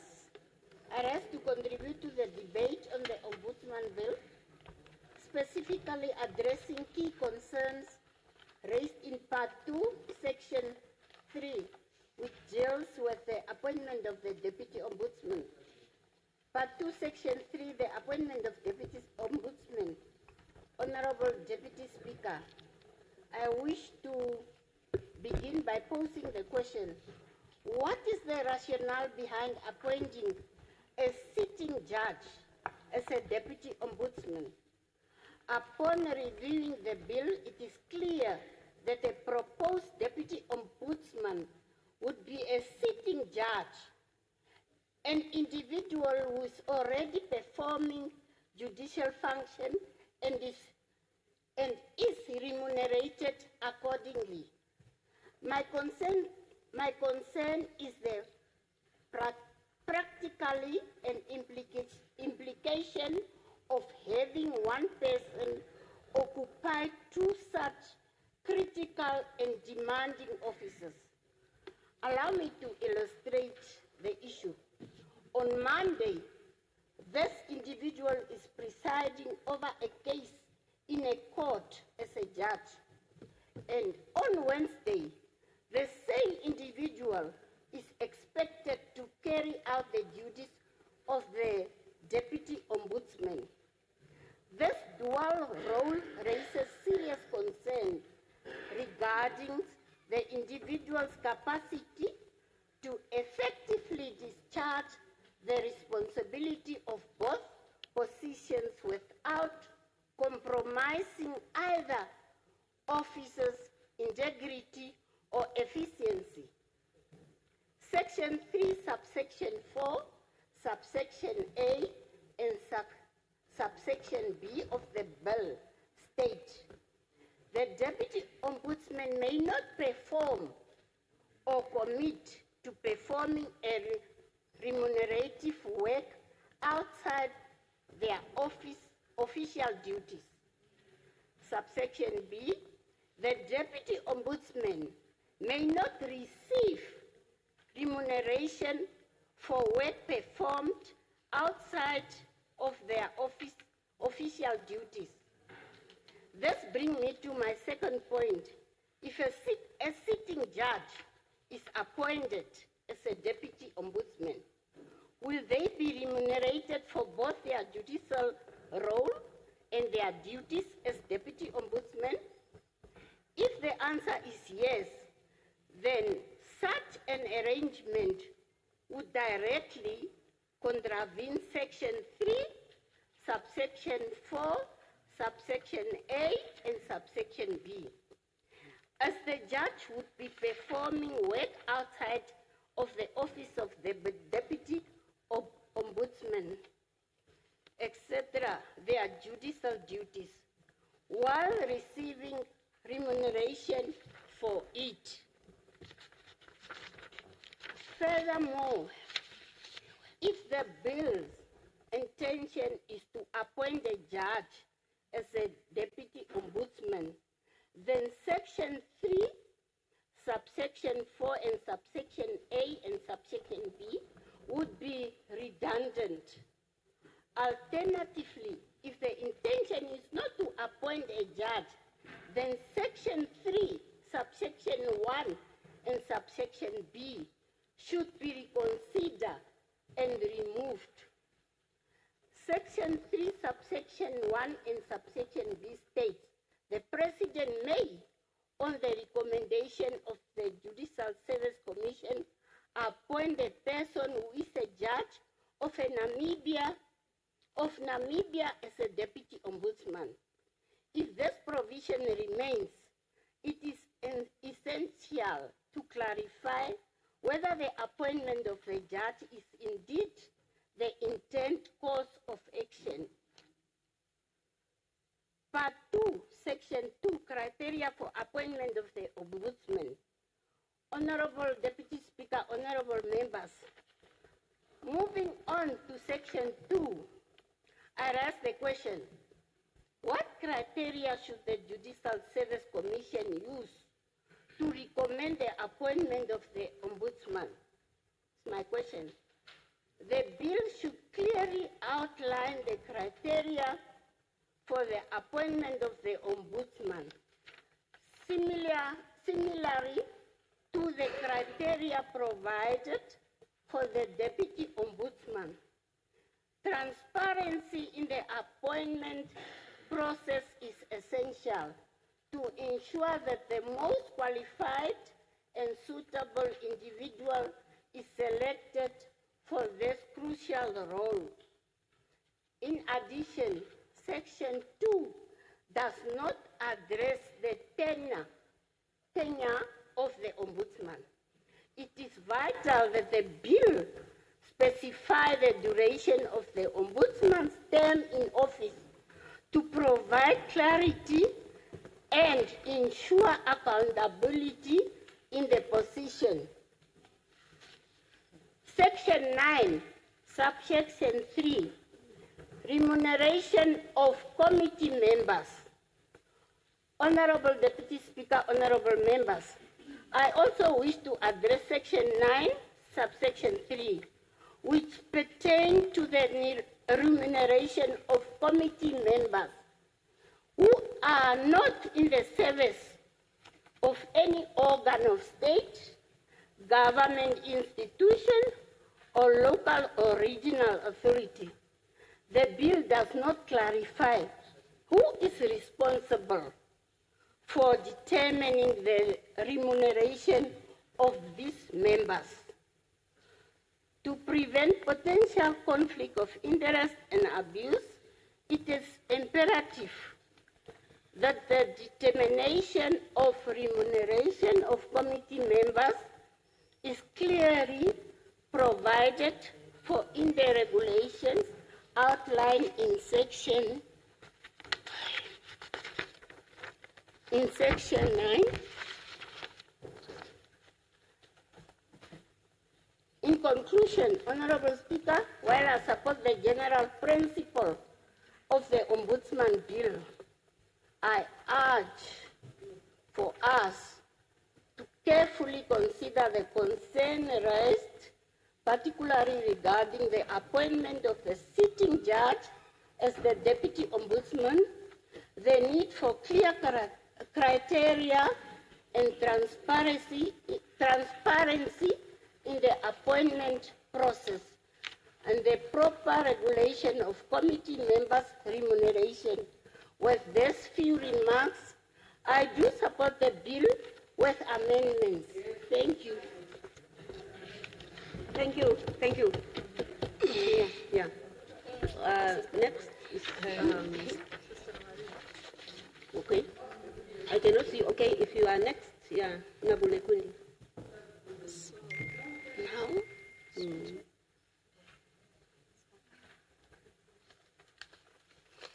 Where is it, mine? No, it took me. It's on the Kundi there. Yeah. Or you want to be 0-0? Okay. You are honest. You waited for. You can't drive if it's red. Okay. No, you will start when it's 0500. Meaning Thank you very much. Comrade Deputy Speaker, Honorable Members, Honorable Minister, I rise to contribute to this very important instrument.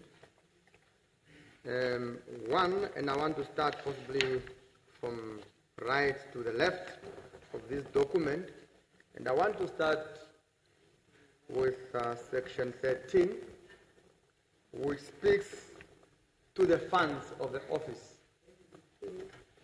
And that is section 3, subsection 1, paragraph B, which gives this office to be given grants from whatever sources in Namibia or outside Namibia. I think, Minister, I have a fundamental problem with that cognizance of what we have now come to learn as factual information, that certain institutions are now revealed to fund regime changes in the world and to promote activities such as homosexual activities. It is revealed. Even the President Trump and his team have revealed. It's public knowledge on record that there are U.S. agencies using funds to fund certain programs in foreign countries, and one of them, we have it in this country, USAID. USAID is here. Excuse me? No, that is the one that has been cut. But this can also be other countries that can be used, a partner from Trump, President Trump, who is now anti such programs. We know now the other Western countries are still promoting these agendas. And it's a fact that regime change, in particular in Africa, is life. And it's a now known fact that these institutions are used to do that. And I'm hearing my honorable members, my fellow honorable members, who are against funding, seems from the state or so, but seems we are not against foreign funding to such agencies of the state. So it must be fundamentally be understood that an agency of this nature cannot be funded with foreign funds. It cannot be.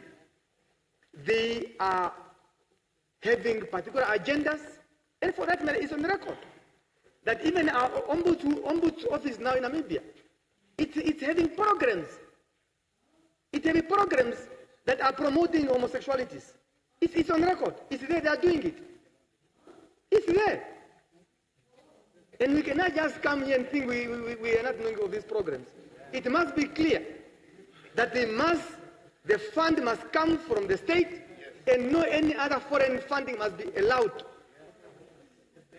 to fund programs that are anti our values, are anti-democratic values, including regime change agendas. And they are being used. So that clause must be deleted in order for this to be a pure Namibian agency and cannot be controlled by any foreign agency. And for that matter, and if we read further, it says here under subsection 2, subject to subsection 1b, the executive director may accept grants that are for the benefits of projects, activities, undefined to us as lawmakers. They're undefined. Or functions of the office as may be agreed on with the persons giving the grants. We have no say whatsoever. There is no country in this world, even America, which we think is a great country, that their agencies are so independent that their Congress have no say on their affairs. None. You can talk about Britain, you can talk about Germany, none. And in Namibia, we want to behave as our democracy only ends in parliament. No, these are all institutions of state, and the parliaments, as institutions that represent the interests of the populace, must have a say in any state agency. It must have a say. And it does it, and we are the eyes and the ears of the public. We are the only ones who are elected by the people. Ombudsmen is not elected by the people of this country. It's only us. And their interest is based on us to see that it's respected and is observed at all material times. So that clause must be addressed with seriousness, Deputy Speaker, Committee Minister. I want to move further, Committee Speaker, and I want to move further in far as the issue is concerned. Section 2, subsection 1. I know possibly it cannot be addressed under the current bill on the table. But I think it's high time. This August House should critically start thinking that this matter be addressed as a matter of seriousness. This issue called Judicial Service Commission must be addressed. It is seen as Judicial Service Commission is an entity only between earth and heaven. It cannot be correct. It cannot be correct. You can look at any other countries, Judicial Service Commissions, even in South Africa, our neighbors, which even when we debate laws in the chambers, we refer mostly to South African cases. But there's Judicial Service Commission. These commissions, it is also composed of members of parliament. In other countries. But here there is no members of parliament. It cannot be correct. It cannot be correct. It's high time that we amend also the Constitution of the Republic of Namibia to address that abnormality. And I'm saying even the National Assembly, even the judiciary, they are not representing the people of Namibia. It's only this house. It's only this house which represents the people of Namibia. Any commission that is given the task to safeguard the interests of the general population of this country must have a representation of the members of this chamber. It must. It must be addressed. I'm saying it's possibly not the right platform to, because it cannot be amended from here. But it must be a moment that we must start thinking alike in that direction. Time has arrived. The next moment, the next issue I want to address in terms of is definition on page 4 under human rights, and I want to read that together with section 7. Human rights is defined under B, and if you read that in tandem with section 7, subsection 1, I think it's A, B, and so forth, I think E2, it says human rights or freedoms performing part of the law of Namibia by Article 144. Article 144 speaks to the international instruments which we have ratified. Now, let us to be taken in confidence. Have we ratified any instrument, be it this current parliament or the previous parliament? Have we ratified any instruments that promote gayisms and others?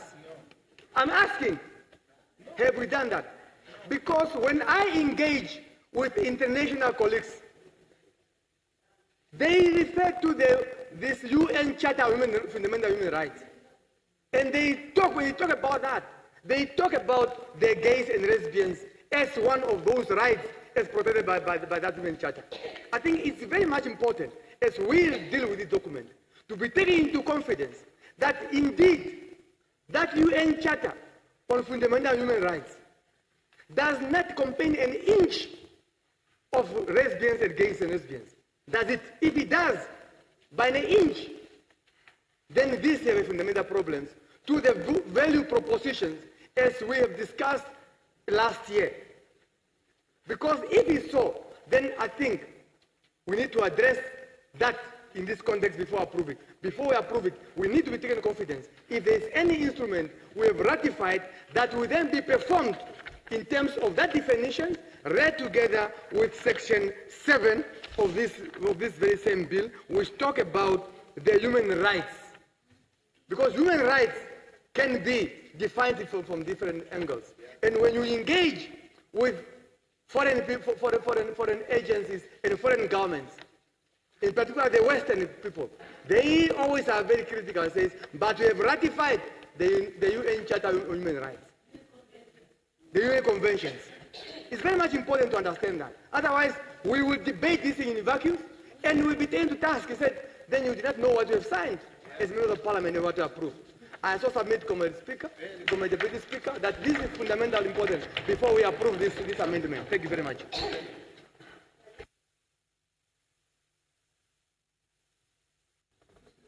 Okay, Honorable Lucia Birchboy.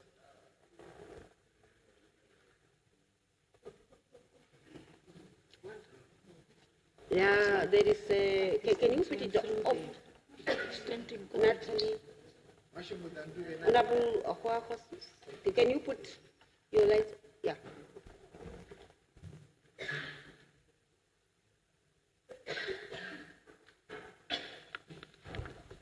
Thank you, Honorable Deputy Speaker, honorable members. I also rise to support the Ombudsman's bill tabled by the Honorable Minister of Justice. I agree with her that the bill will, if promulgated, strengthen the capacity of the Ombudsman, ensuring its independence and effectiveness. Independence is a key characteristic of the Ombudsman's position and essential to its effectiveness. Its independence should be viewed as statutory, financial, organizational, and institutional. A suitable comparison is with the position of the judiciary. The independence of the judiciary is guaranteed in Article 78 of the Namibian Constitution and that of the Ombudsman under Article 89. And interesting to note is that the wording in Article 78 of the judiciary is the same. The court shall be independent and subject only to its constitution and the law. And then if you look to the Ombudsman in Article 89, it also says the Ombudsman shall be independent and subject only to this constitution and the law. So it's the same. This means then that the Ombudsman enjoys the same independence as the judiciary. Having said that, honorable members, honorable Minister, I wish to raise respectfully the following concerns. In Section 4 of the Judiciary Act, Act number 11 of 2015, provides inter alia that staff appointments are made by the Prime Minister as an agreement between the Prime Minister and the Chief Justice. While on page 12, in contrast, in clause 11 of the Ombudsman's bill, provides that the Prime Minister must appoint other staff members, not on a recommendation of the Ombudsman. If allowed to pass, this provision will create two different kinds of organizational or institutional independence. If the Ombudsman has the power to designate staff members as complaint investigators and delegate his powers to them, he obviously must have a say in their appointments. The other concern is deals with the annual report of the Ombudsman referred to in clause 21 of the bill. The Namibian Constitution and the bill require the Ombudsman to submit an annual report to the National Assembly, but both are silent on what the National Assembly must do with the report. Citizens do not know how the National Assembly holds the Ombudsman accountable, although the honourable members are aware of Rule 222, 1B of the Standing Rules and Orders of the National Assembly mandate the Standing Committee inter alia to evaluate and examine the annual report of the Ombudsman. Should we not provide something in the bill on how the National Assembly will hold the Ombudsman accountable? For example, how the National Assembly will deal with the annual report after tabling. Is it just tabling and finish? For these few remarks, question two concerns, I express my full support to the bill. Thank you.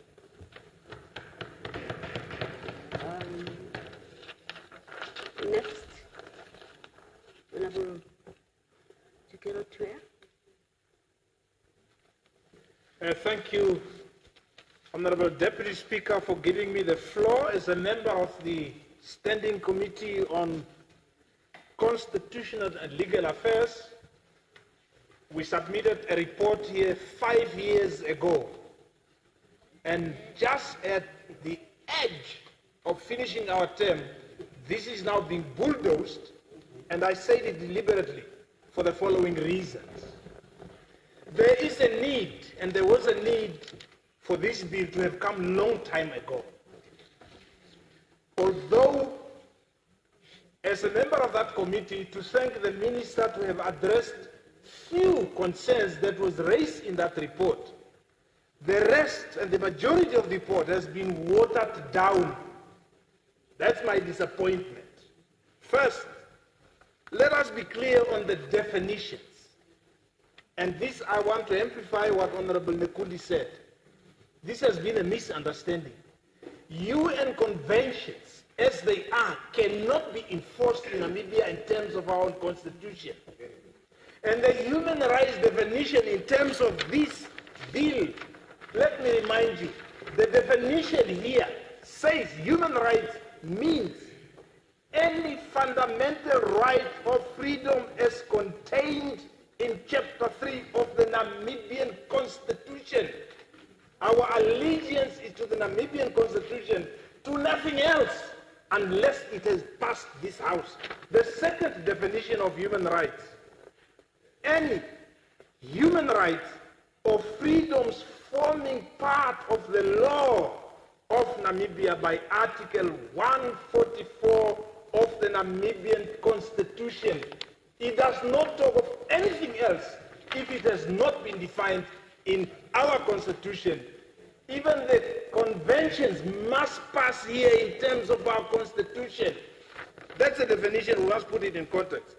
Now, Honorable Deputy Speaker, this is the first time that I see the wording. It may not be serious, but I just want to understand. On page 3, after the parts, general provisions, there is a paragraph that says, be it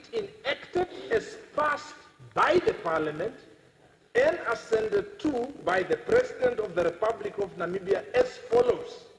And then we start with part 1 preliminary. I'm not sure exactly what purpose this specific one means. Yeah, page 3. As I said, that's the first time that I see this. There must be good reason for it. The next one, the report, as I said, from 2020 until now, what was raised from all the visits is the lack of accounting officer. Thanks, there is an accounting officer created or established in this bill. But the way of getting that accounting officer, why is it uniquely for the office of the Ombudsman?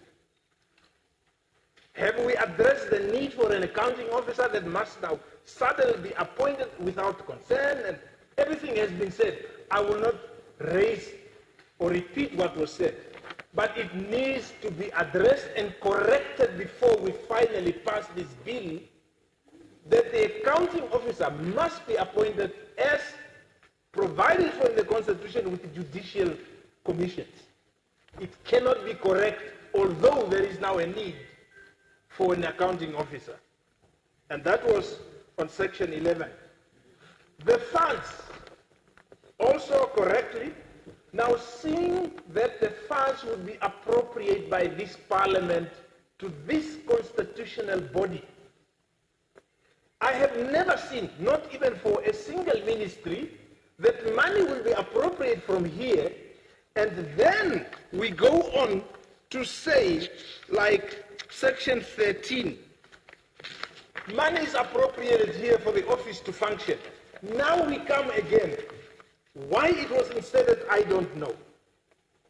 That monies given to the office by way of grants from whatever source, in Namibia or outside Namibia, which the executive director may, with the approval of the Ombudsman and the minister responsible for finance, accept. I've not seen this in any ministry where we appropriate money and say, all right, the executive director of Ministry of Finance or Education can take any source from anywhere, as if it is not enough. 13.2 says, subject to this subject that I have just read, 1b, the executive director may accept grants that are for the benefit of projects, activities, or functions of the office as may be agreed on with the person giving the grant. I mean, really. After 35 years, no, this cannot be correct. No, we appropriate money here for the function of that office, and then we say, no, you can go anywhere, and that money that you get, that person who gives money, you must now, come on. No, Honorable Deputy Speaker. This is what I refer to as to water it down. We cannot accept this type of thing. When we, as Parliament, responsible for upholding the Constitution of this country, we must rely on others to sustain our human rights for our people. It cannot be correct. No. All right, so that is now, in terms of the State Finance Act, there's, Honorable Former Minister of Finance, really, there is a way to deal with this type of grants of funds. But the way it is phrased here, very dangerous, and it's undermining this very important August House. No foreign grants that can just move like this. And number 2, yes, that's I have finished. Section 14, the public funding. That's accounts of office. Number 1 says that the executive director must keep proper accounts of the funds of the office in accordance with the State Finance Act. I mean, we know how it is supposed to be. Why is it unique here to be done differently, as if it is not enough? 14.2 says that the accounts of the funds of the office referred to in subsection 1 are audited by the Auditor General in accordance with the State Finance Act. Now, if you allow anybody else to give them money and they must do according to their terms, no. No. We cannot allow this type of things. It has to be done according to the State Finance Act, and there is no way that the State Finance Act, Ministry of Education, you can get this money on the terms of that. No, it cannot be correct. And then my last input, Honorable Deputy Speaker. This bill confirms the appointment of the Ombudsman as per Section 2. That's fine because it's a constitutional institution. The second one, this bill is proposing the appointment of a deputy ombudsman. I've got no problem with it, but I'm against the principle to appoint the head in the law as well as the deputy. Let it be. But my issue now is it goes further to then create the appointment of an acting deputy ombudsman. 3 positions. But as if it is not enough, the acting ombudsman appointment further says in 4 clearly, let me just get it quickly, your patience. Page 7, eh? Okay. Yes, here it is. The appointment of an acting ombudsman that must be appointed again by President. 3 positions, as if it is not enough. Section 4, subsection 4 says, that's under the acting ombudsman, that the deputy ombudsman designated as acting ombudsman or any other person appointed as acting ombudsman is on pro rata basis entitled to remuneration. The point here is, we already say the deputy ombudsman can be appointed as acting ombudsman. Is it really necessary now to prescribe in the law that an acting ombudsman must again be appointed? No, and remunerated. No, Honorable Deputy Speaker, there was good intention, but this particular bill is watered down. I am not sure for what reason. Let us treat this constitutional office like any others. ACC, judicial, let's do the right thing. This particular bill needs a serious review and fair and just treatment depending or irrespective of who is in the office. I submit so. Thank you very much.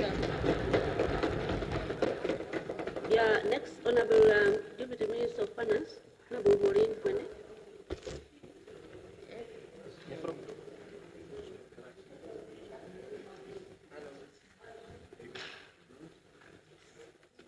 Thank you, Honorable Deputy Speaker, for an opportunity.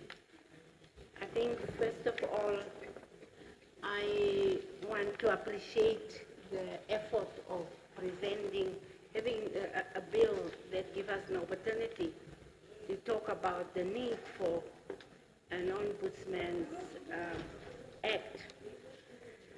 Honorable Speaker, I will try to avoid to repeat what has been said, but I was trying to compare, first of all, the constitutional provisions as stipulated from in the Constitution, from Article 89 up to 93, 94, where it dictates, basically gives almost what is being expanded by this document. I also just want some assurance that it does not create contradictions, and in the event that it has any contradiction, which one will hold precedence? Obviously, one will say the Constitution, but then why not avoid any contradiction to the Constitution? I want to start by saying, first of all, what it means about office or the Ombudsman's definition is talking about a person that was appointed. And I don't know where the word ombudsman is repeated, just in terms of a description of a definition. My fundamental problem with how we deal with issues here in fragmenting government responsibilities by creating different independent offices. And I want to be clear, I'm not necessarily objecting to the independence of the Ombudsman, because the Constitution grants the independence of the Ombudsman. But it appears as if we perceive even transfer of assets as being part of its independence, where it is located. Let's say where it is housed, for example. Why do we talk about assets being transferred?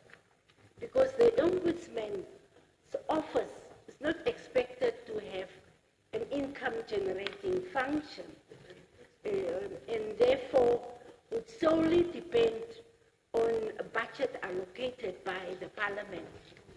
So the consequences that it brings about is, in terms of the government asset register being fragmented and subdivided, that at the end, if we continue on this trend, my favorite word will be a government without an asset that could be considered like a security company. So I am totally asking reconsideration of assets, meaning fixed assets, for example, or even the movable assets being transferred to this institution that would not have its own funds. I think currently judiciary is considered being independent, but the assets of judiciary is within the treasury. It's not necessarily transferred. And I make efforts by looking at our Judiciary Act, and it does not make provision for transfer of assets. So I would want the minister to reconsider that. But what attracts my attention also is that on the Judiciary Act, it refers to who would be sued, who would be the office that will be liable. And I think it is an important provision. I think it's in Article 16 of the Judiciary Act that says that, and I believe all other state executive directors has got that responsibility of representing that office in the case of legal proceedings. And I think it is important that we differentiate that the Ombudsman does not end up being sued in his personal capacity if there is no clarity. So maybe if the minister can make a comparative reading to the Judiciary Act, Article 16. And then I think mine probably was also... This is NBC One. It's ours.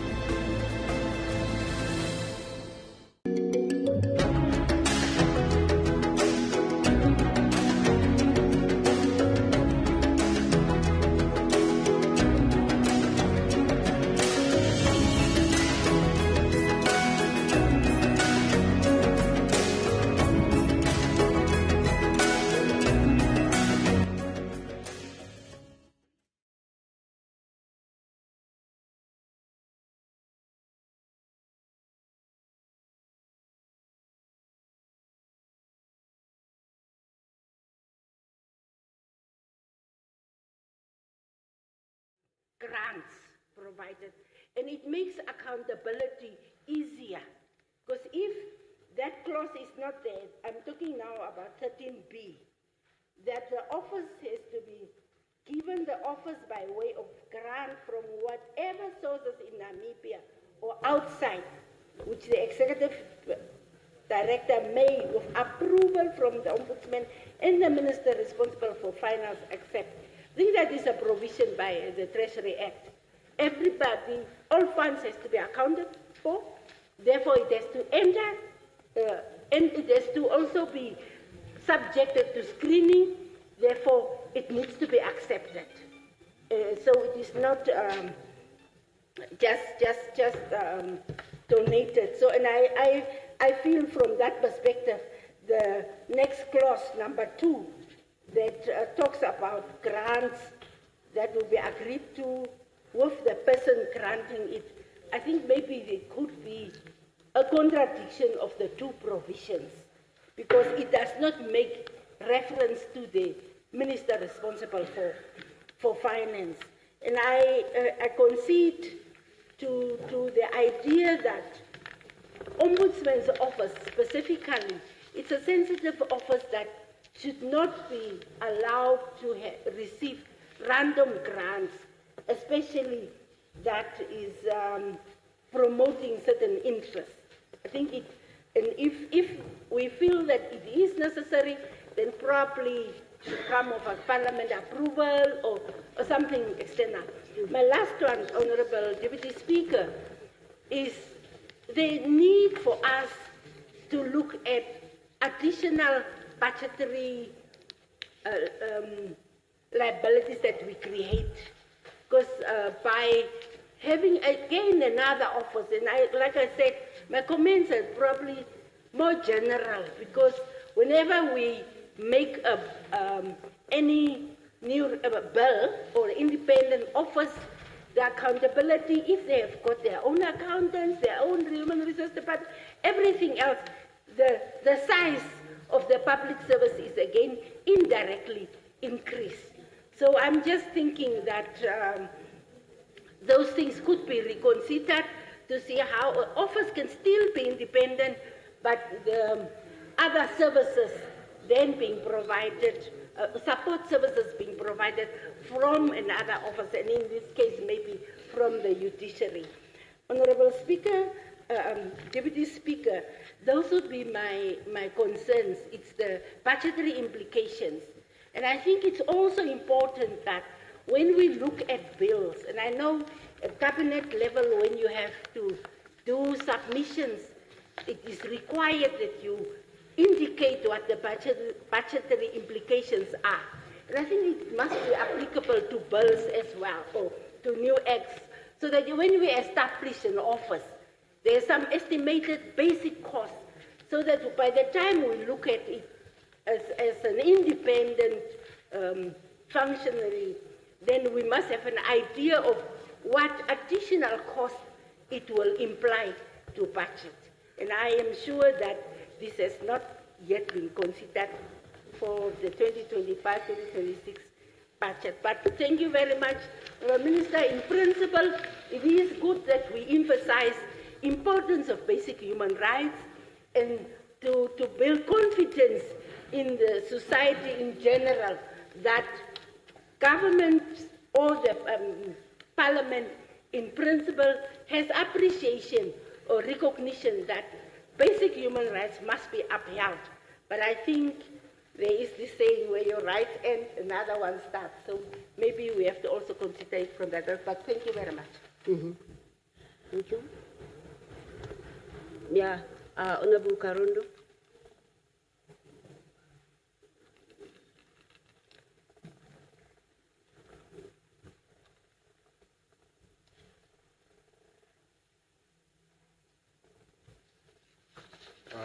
Thank you for the floor, Honorable Deputy Speaker, honorable members.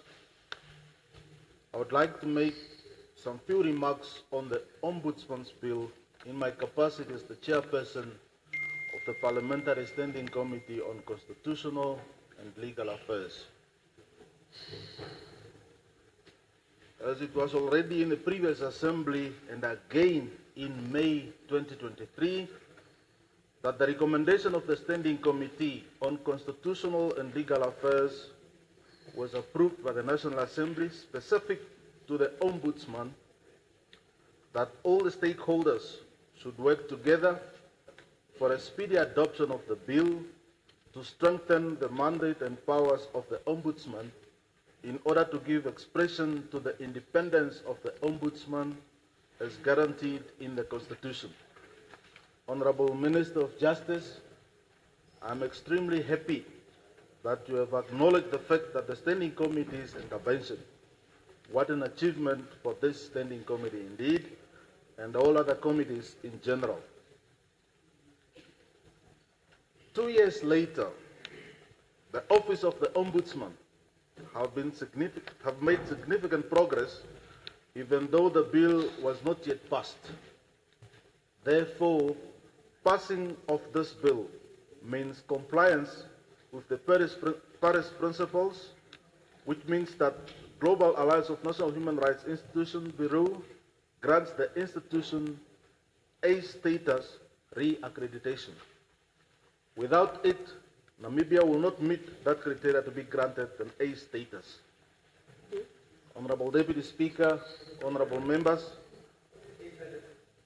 I am happy to report that in terms of the new committee rules of the National Assembly, of that with regard to the Ombudsman, the Committee on Constitutional Legal Affairs and Petitions must examine and consider and report on the annual reports laid before the Assembly in terms of the provisions of the Ombudsman's Act, Act 7 of 1990, and such other reports it may require and make such recommendation it deems necessary to the Assembly.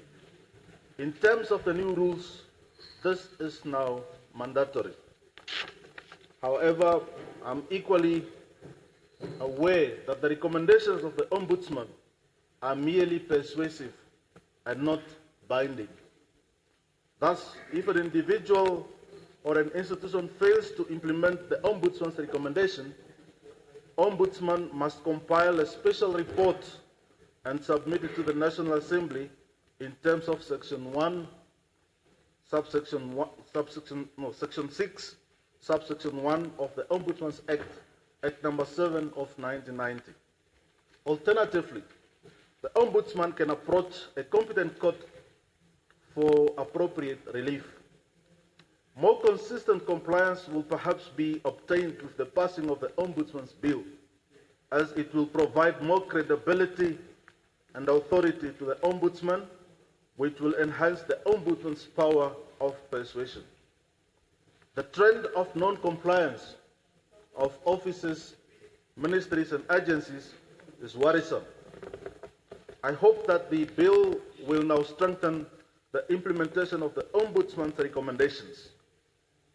As you will be aware, or as you might be aware, honorable members, most national human rights institutions report directly to Parliament, including the Ombudsman of Namibia, which is a positive practice that enhances the independence of the National Human Rights Institution and ensure that its recommendations, advice, and reports receive a hearing. Parliament is responsible to the people, and by reporting to Parliament, the National Human Rights Institution reports to the people. Ombudsman should develop relations with Parliament, parliamentary bodies, and parliamentarians to influence policy and programs, decisions, and the regular appearance before parliamentary standing committees is an important way of ensuring that human rights are heard. The Abuja Guidelines of 2004 and Belgrade Principles of 2012 clearly set out the relationship between parliaments, parliamentarians, and national human rights institutions. Coming to this bill, there will probably be a need in future for other deputies designated in creating areas of expertise, such as protection of the environment. Clause 11 of the bill provided for the Ombudsman to have a say in the selection and recruitment process. If the selection and recruitment process is left entirely with the Public Service Commission within the Public Service Staff Rules, the Ombudsman cannot be seen to be in compliance with the Paris Principles in as far as it relates to the independence and pluralism elements. Pluralism can only be ensured through the recruitment of staff who are representative of the societal, ethnic, religious, language, and geographic diversity. Equally, the Ombudsman, as an institution, need to be sufficiently representative of women, persons with disability, as well as other minority groups in order to represent and adequately advance their specific rights. In conclusion, Honorable Deputy Speaker and honorable members, it is important to mention that abuse of human rights, including violation of workers' rights, are perpetuated in the private sector. Unfortunately, the mandate of the Ombudsman is confined to the public entities, but Article 91C of the Constitution also states that Ombudsman has a duty to investigate complaints by persons and other private institutions where violations of fundamental rights and freedoms under this Constitution are violated. The bill should thus include the private institutions. Honorable Speaker, honorable members, with this few intervention, I wholeheartedly support the bill. Thank you. Honorable Horses. Thank you, Honorable Deputy Speaker, Professor, honorable members of the 7th Parliament, fellow Namibians. Allow me to also add my voice to the bill in front of us. I came with 10 pages presentation, but it is good to be a last speaker because all my issues that I have taken out from the bill has been raised, and I am in concurrence. In particular, the issue of the funding cannot be on accord of the funder. The issue of the recruitment, there is a need for review thereof. But I want to, as a teacher and an administrator, from the very onset, salute the Honorable Minister of Justice with her team for the relentless efforts they have made to put together the bill in front of us. Yes, there is no secret, fellow Namibians, that the office of the Ombudsman has faced criticism in the past and even currently, with some of us questioning its effectiveness and impact. Therefore, the general intent of the amendment, or rather the bill, is seeking to strengthen this institution so that it truly serves its mandate as it is supposed to be, also as contained in the Constitution of our Republic of Namibia in Article 91. Therefore, any provision, any clauses that we are bringing into the Act should not be in the contrary of the Article 91. Therefore, I agree with the previous speakers that there is a need to do further consultations for the review of some of the provisions in the bill. Other than that, I really thank the previous speakers. You have taken Jeffro's points, and I am water out of my water bill of mouth. So thank you very much. With those few words, I really support the bill, provided it is being reviewed as was advanced by the previous speakers. Thank you, Honorable Professor, Deputy Speaker. It would be my last, because I did my maiden speech on the 21st of March. It would be my exit speech. So therefore, Madam Professor, fellow Namibians, honorable members of the 7th Parliament, I might not be around. Thank you very much for giving me the opportunity. Thank you so much. Yeah, thank you. Finally, the last on this is Honorable Ndingara. I will be emotional. Thank you very much, Honorable Deputy Speaker.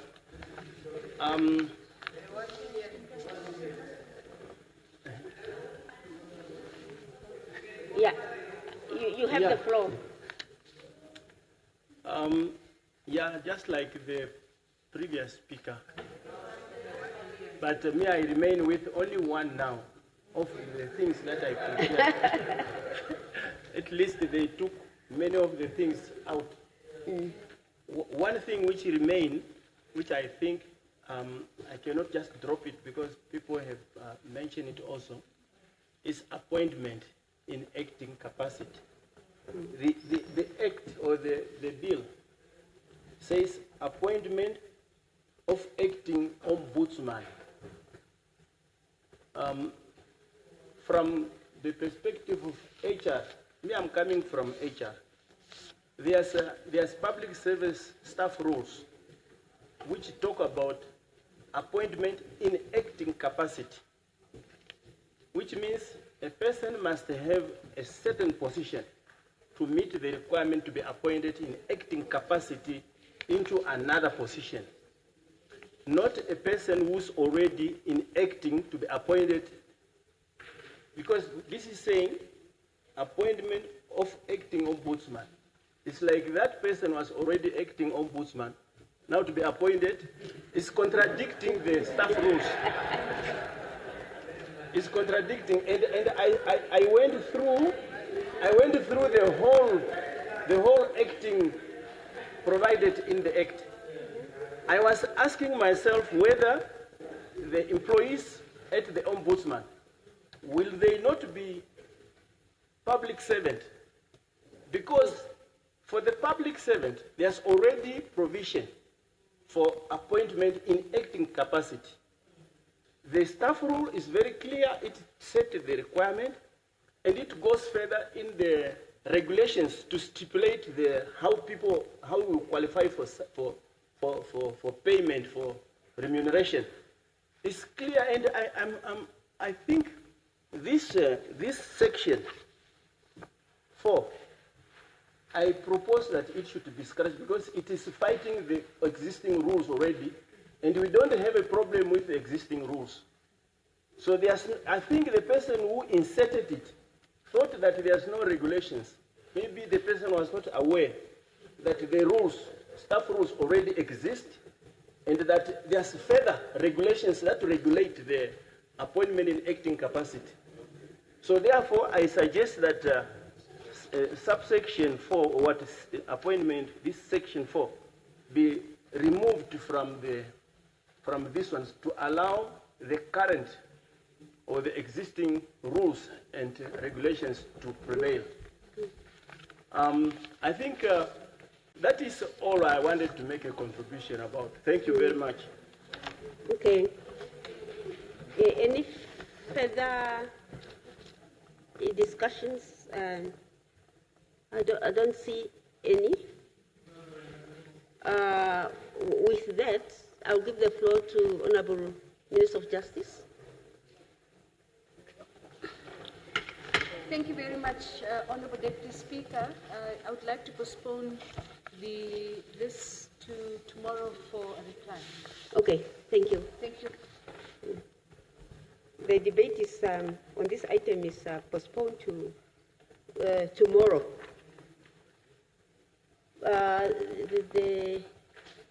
There are still 10 minutes before we knock off. Maybe we can quickly go to the notice of yes. Deputy Speaker, to interrupt you, I just want to bring something to the attention of the Minister. The public gatherings amendments for tomorrow. I saw it here on the, what is this thing called? Telegram. But the originals are not here, and I saw these ones. There's no signature, there's nothing here on the amendments of the, Attorney General. So if we got the real ones tomorrow, can it be?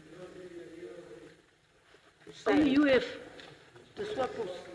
Only the swapos have it. Only the swapos have it. So it was not signed? Swapos.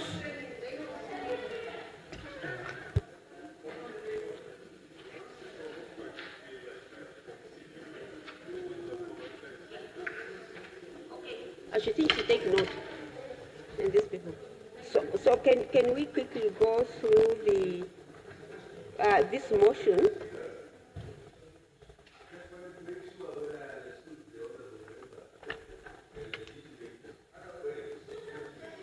Sorry? Excuse me. I'm saying that I apologize that when the honorable member raised the issue, I was not so attentive. But I just wanted to make sure whether I understood correctly what the concern is. So that maybe we can help. Yeah, the concern was also is that the amendment was not signed by the Attorney General. Which one? No. The first page was not signed by AG. The rest not. Oh. It's only the cover.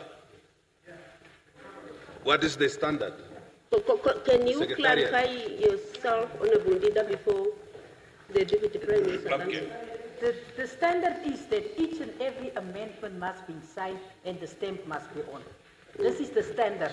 So what I'm having here does not qualify as the standard. So that's why I'm asking, before we reach it tomorrow, can it be rectified to all of us? This is my concern, because it is on the order paper for tomorrow. So can we have the signed ones with the stamp on our desk tomorrow? It's just a request so that we cannot waste time, people. Yeah, thank you. Okay. We take note of that.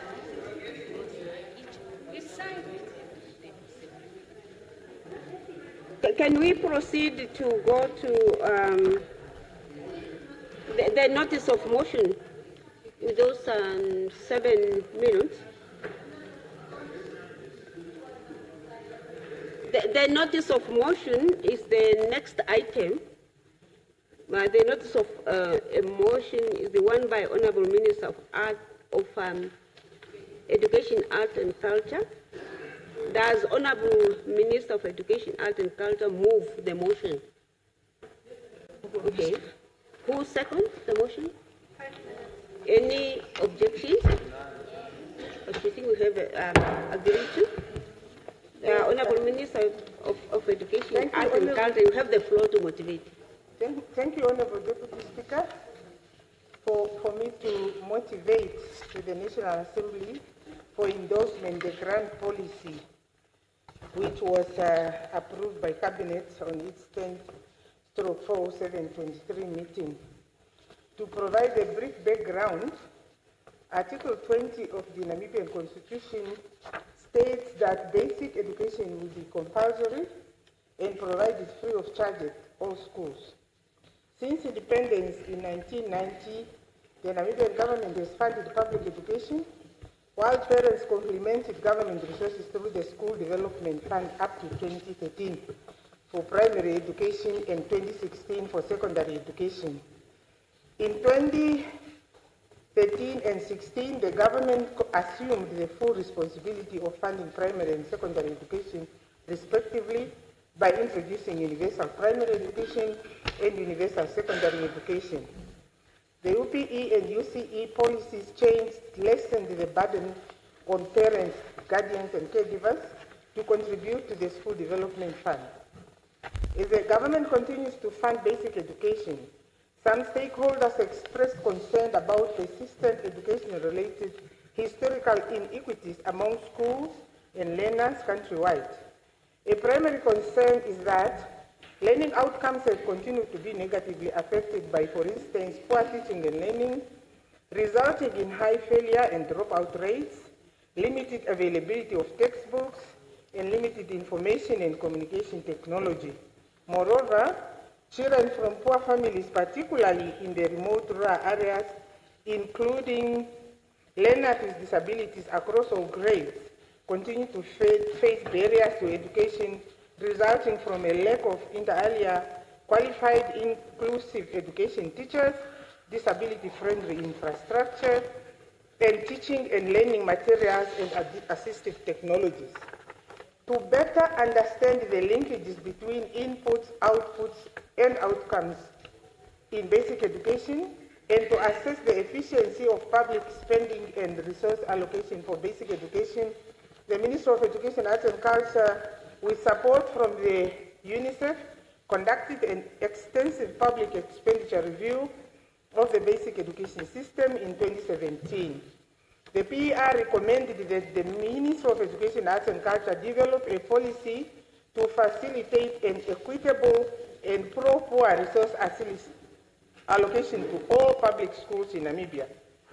Honorable Deputy Speaker, honorable members, the primary objective of this policy is thus to ensure an equitable funding mechanism that addresses the basic education curriculum attainment, the individual learner, and the school needs.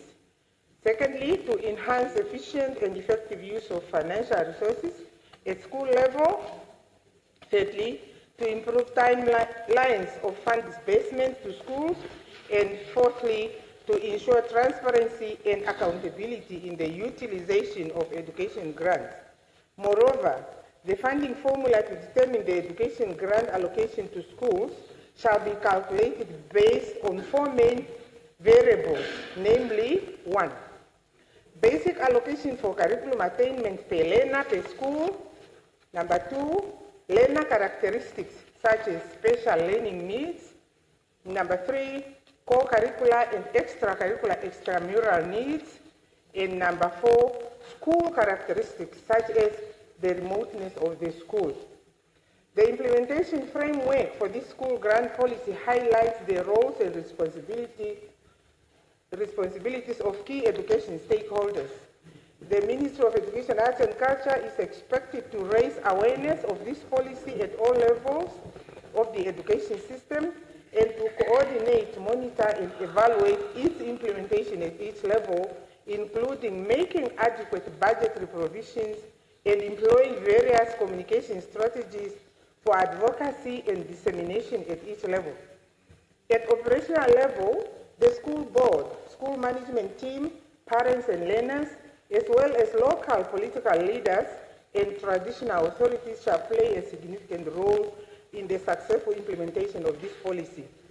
Honorable Deputy Speaker, honorable members, the following strategies will be required to implement and achieve the objective of this policy. Objective number 1, to ensure an equitable funding mechanism that addresses the basic education curriculum attainment, the individual learner, and the school needs. Strategy 1 and Objective 1. Use a 4 objective criteria funding formula. A funding reform that promotes improved access, consistency, transparency, efficiency, and equity is essential. Therefore, this policy promotes a formula-funded mechanism as a way of equalizing educational needs across schools and learners. The formula funding for a basic allocation shall be calculated according to the 4 main variables, which are curriculum attained needs per learner per school, individual learner characteristics, the curricular and extracurricular extramural activities, and the school-based characteristics, as I've already mentioned. The outcomes will be that schools receive funding based on the number of learners in each phase of education, pre-primary, primary, and secondary. Number 2, vulnerable marginalized and or disadvantaged learners receive funding to meet their educational needs. Number 3, schools receive funding based on their curriculum and or educational needs. Schools, last but not least, school receives funding based on physical, geographical, and socio-economic characteristics of the schools in its learners. All in all, it means schools will not be randomly receiving money, but it will be different as per those characteristics. Objective 2, to enhance efficiency and effective use of financial resources at school level. Strategy 1 of Objective 2, support informal financial communication systems at school level. In the context of this policy, school authorities shall at the outset of the academic calendar communicate to learners, parents, caregivers, and teachers about the school budgeting process, including how funds are calculated, distributed, utilized, and reported. Also, it shall be incumbent on school authorities to outline the budgeting process in terms of how funds are allocated and the expected date by which funds will be transferred into the school account. The transferring part shall notify schools in writing once a transfer has been made. Outcomes of this objective. Local education stakeholders have an improved understanding of the school funding and budgeting process to start with. Number 2, financial transparency is ensured at school level. Number 3, a sense of trust among local education stakeholders, which are the school boards, caregivers, parents, learners, teachers, and school management, is instilled, hence unnecessary tensions are minimized. Objective 3, to improve timelines of fund disbursement to schools. Strategy 1 and Objective 3, support practical capacity building and development programs at school level. Support and trade combined with clear mechanisms to track all transfers into school accounts will promote better financial management and accountability. School staff and school board members require capacity development in terms of the legal and regulatory frameworks as well as the systems for implementing the policy. School boards, including learners, should benefit from capacity development interventions as they can play an important role in monitoring the use of funding at the school level and in providing accountability of school-based resource management. The outcomes of this objective is that the school management team acquire education grant management skills. And number 2, regional and local education stakeholders gain sufficient knowledge on how to utilize the grant to promote access, quality, and equitable education. Strategy number 2, ensure direct, timely funding to schools. Funds shall be transferred timeously to avoid delays in implementing school activities resulting from cash flow challenges. The financial year of the state schools commences on the first day of January and ends on the last day of December of each year. This policy will be effective if the Ministry of Education, Arts and Culture transfers funds into school development fund accounts before June of each government fiscal year. However, at least 31% of the funding allocation shall be transferred into the school accounts before the end of December in preparation for the first school term. The outcomes of this strategy: improved school level planning and procurement of teaching and learning resources are ensured. Educational resources are available at schools before the beginning of the school year. Objective number 4, to ensure transparency and accountability in the utilization of the education grant. Strategy number 1 of Objective 4, adopt principles of good financial management. This policy framework demands that schools management teams and school boards countrywide observe the principles of accountability, transparency, and justice. The school board shall be required to monitor all funds received and spent, and to keep financial records and prepare budgets at the start of the financial year. The Minister of Education, Arts and Culture Regional Director shall appoint an auditor to examine and report on the records and financial statements kept by the school board. In addition, the school management team and the school boards shall be required to enlist education stakeholder participation and professional discussions in policy and budgetary analysis. The Ministry of Education, Arts and Culture shall create opportunities for discussions forum with policymakers, researchers, development partners, and tertiary education institutions to act as knowledge brokers to strengthen the budgeting processes and transparent resource allocation to schools. The outcomes of this strategy is, number one, schools will have approved budget and expenditure plans. Funds are utilized as per the expenditure plans, and schools have audited annual financial reports that are verified by local education stakeholders, i.e. parents, caregivers, learners, and school boards. Strategy 2. Establish a national, regional, and short-level consolidated monitoring and evaluation and reporting system. This policy requires the establishment of a consolidated monitoring and evaluation system to track the school funding expenditures. Schools must indicate how they use the funds to promote their education goals and implement their school development plans, and how funds enhance teaching and learning outcomes. Monitoring resources allocation from central to regional and school levels will help to target financial support more effectively and will increase the overall focus on equity in resource allocation decisions across the system. At school level, monitoring the impact of school funding on priority groups by critical education stakeholders, including school boards, parents, caregivers, and learners, is particularly important to assess whether educational resources are channeled to the intended beneficiaries and not diverted to other educational programs that have little effect on learners and the vulnerable target groups. The outcomes of this strategy is performance tracking and accountability at national, regional, and school levels are ensured.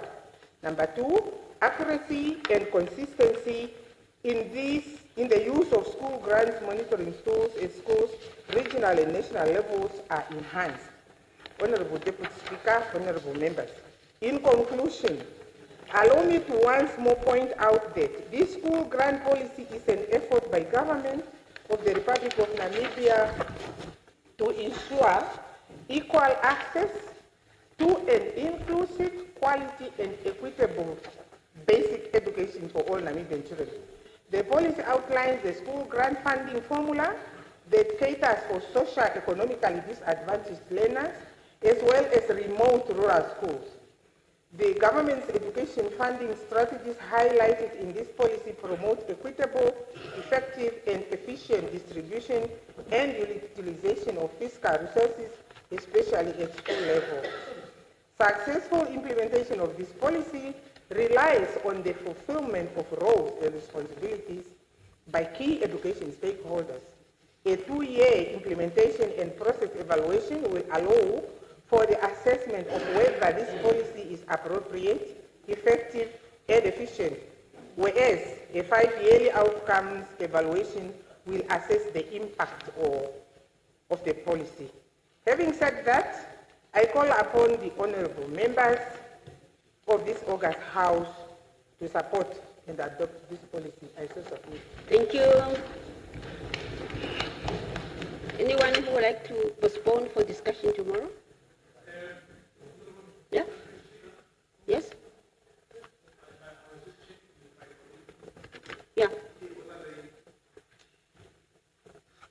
Yeah, I was just checking with my colleagues here whether they do have the document. It seems I'm not the only one. The policy. The majority here don't have. Unless you say Telegram, some of us for the past 5 years we didn't use the Telegram. Apparently it's on the Telegram. It is sent on the Telegram. Just check the Telegram. We want to participate. There's a policy that we need to be aware of. What are we saying now? Hello? So what are you proposing? What are you proposing? The hard copy. Hard copies? Okay, it will be given. Yeah, if it's given it's to everybody. Anyone who would like to postpone it to another date. And I cannot, if you want to talk to the presiding officer, you stand up. You ask the floor and you say what you want to say. Anyone who would like to postpone it for discussion? Oh, colleague. Anyone? Honorable leader.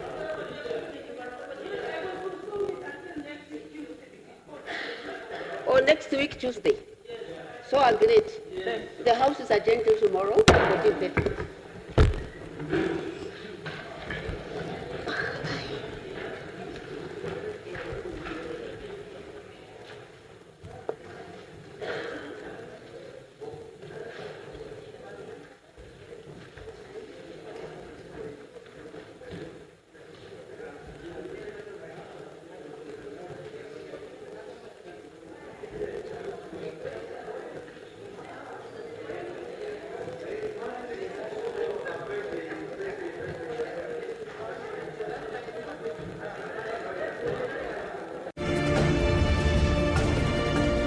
This is NBC1. It's ours. Do you own a registered business with BIPA? And are you aware of your financial year-end obligation? Every registered business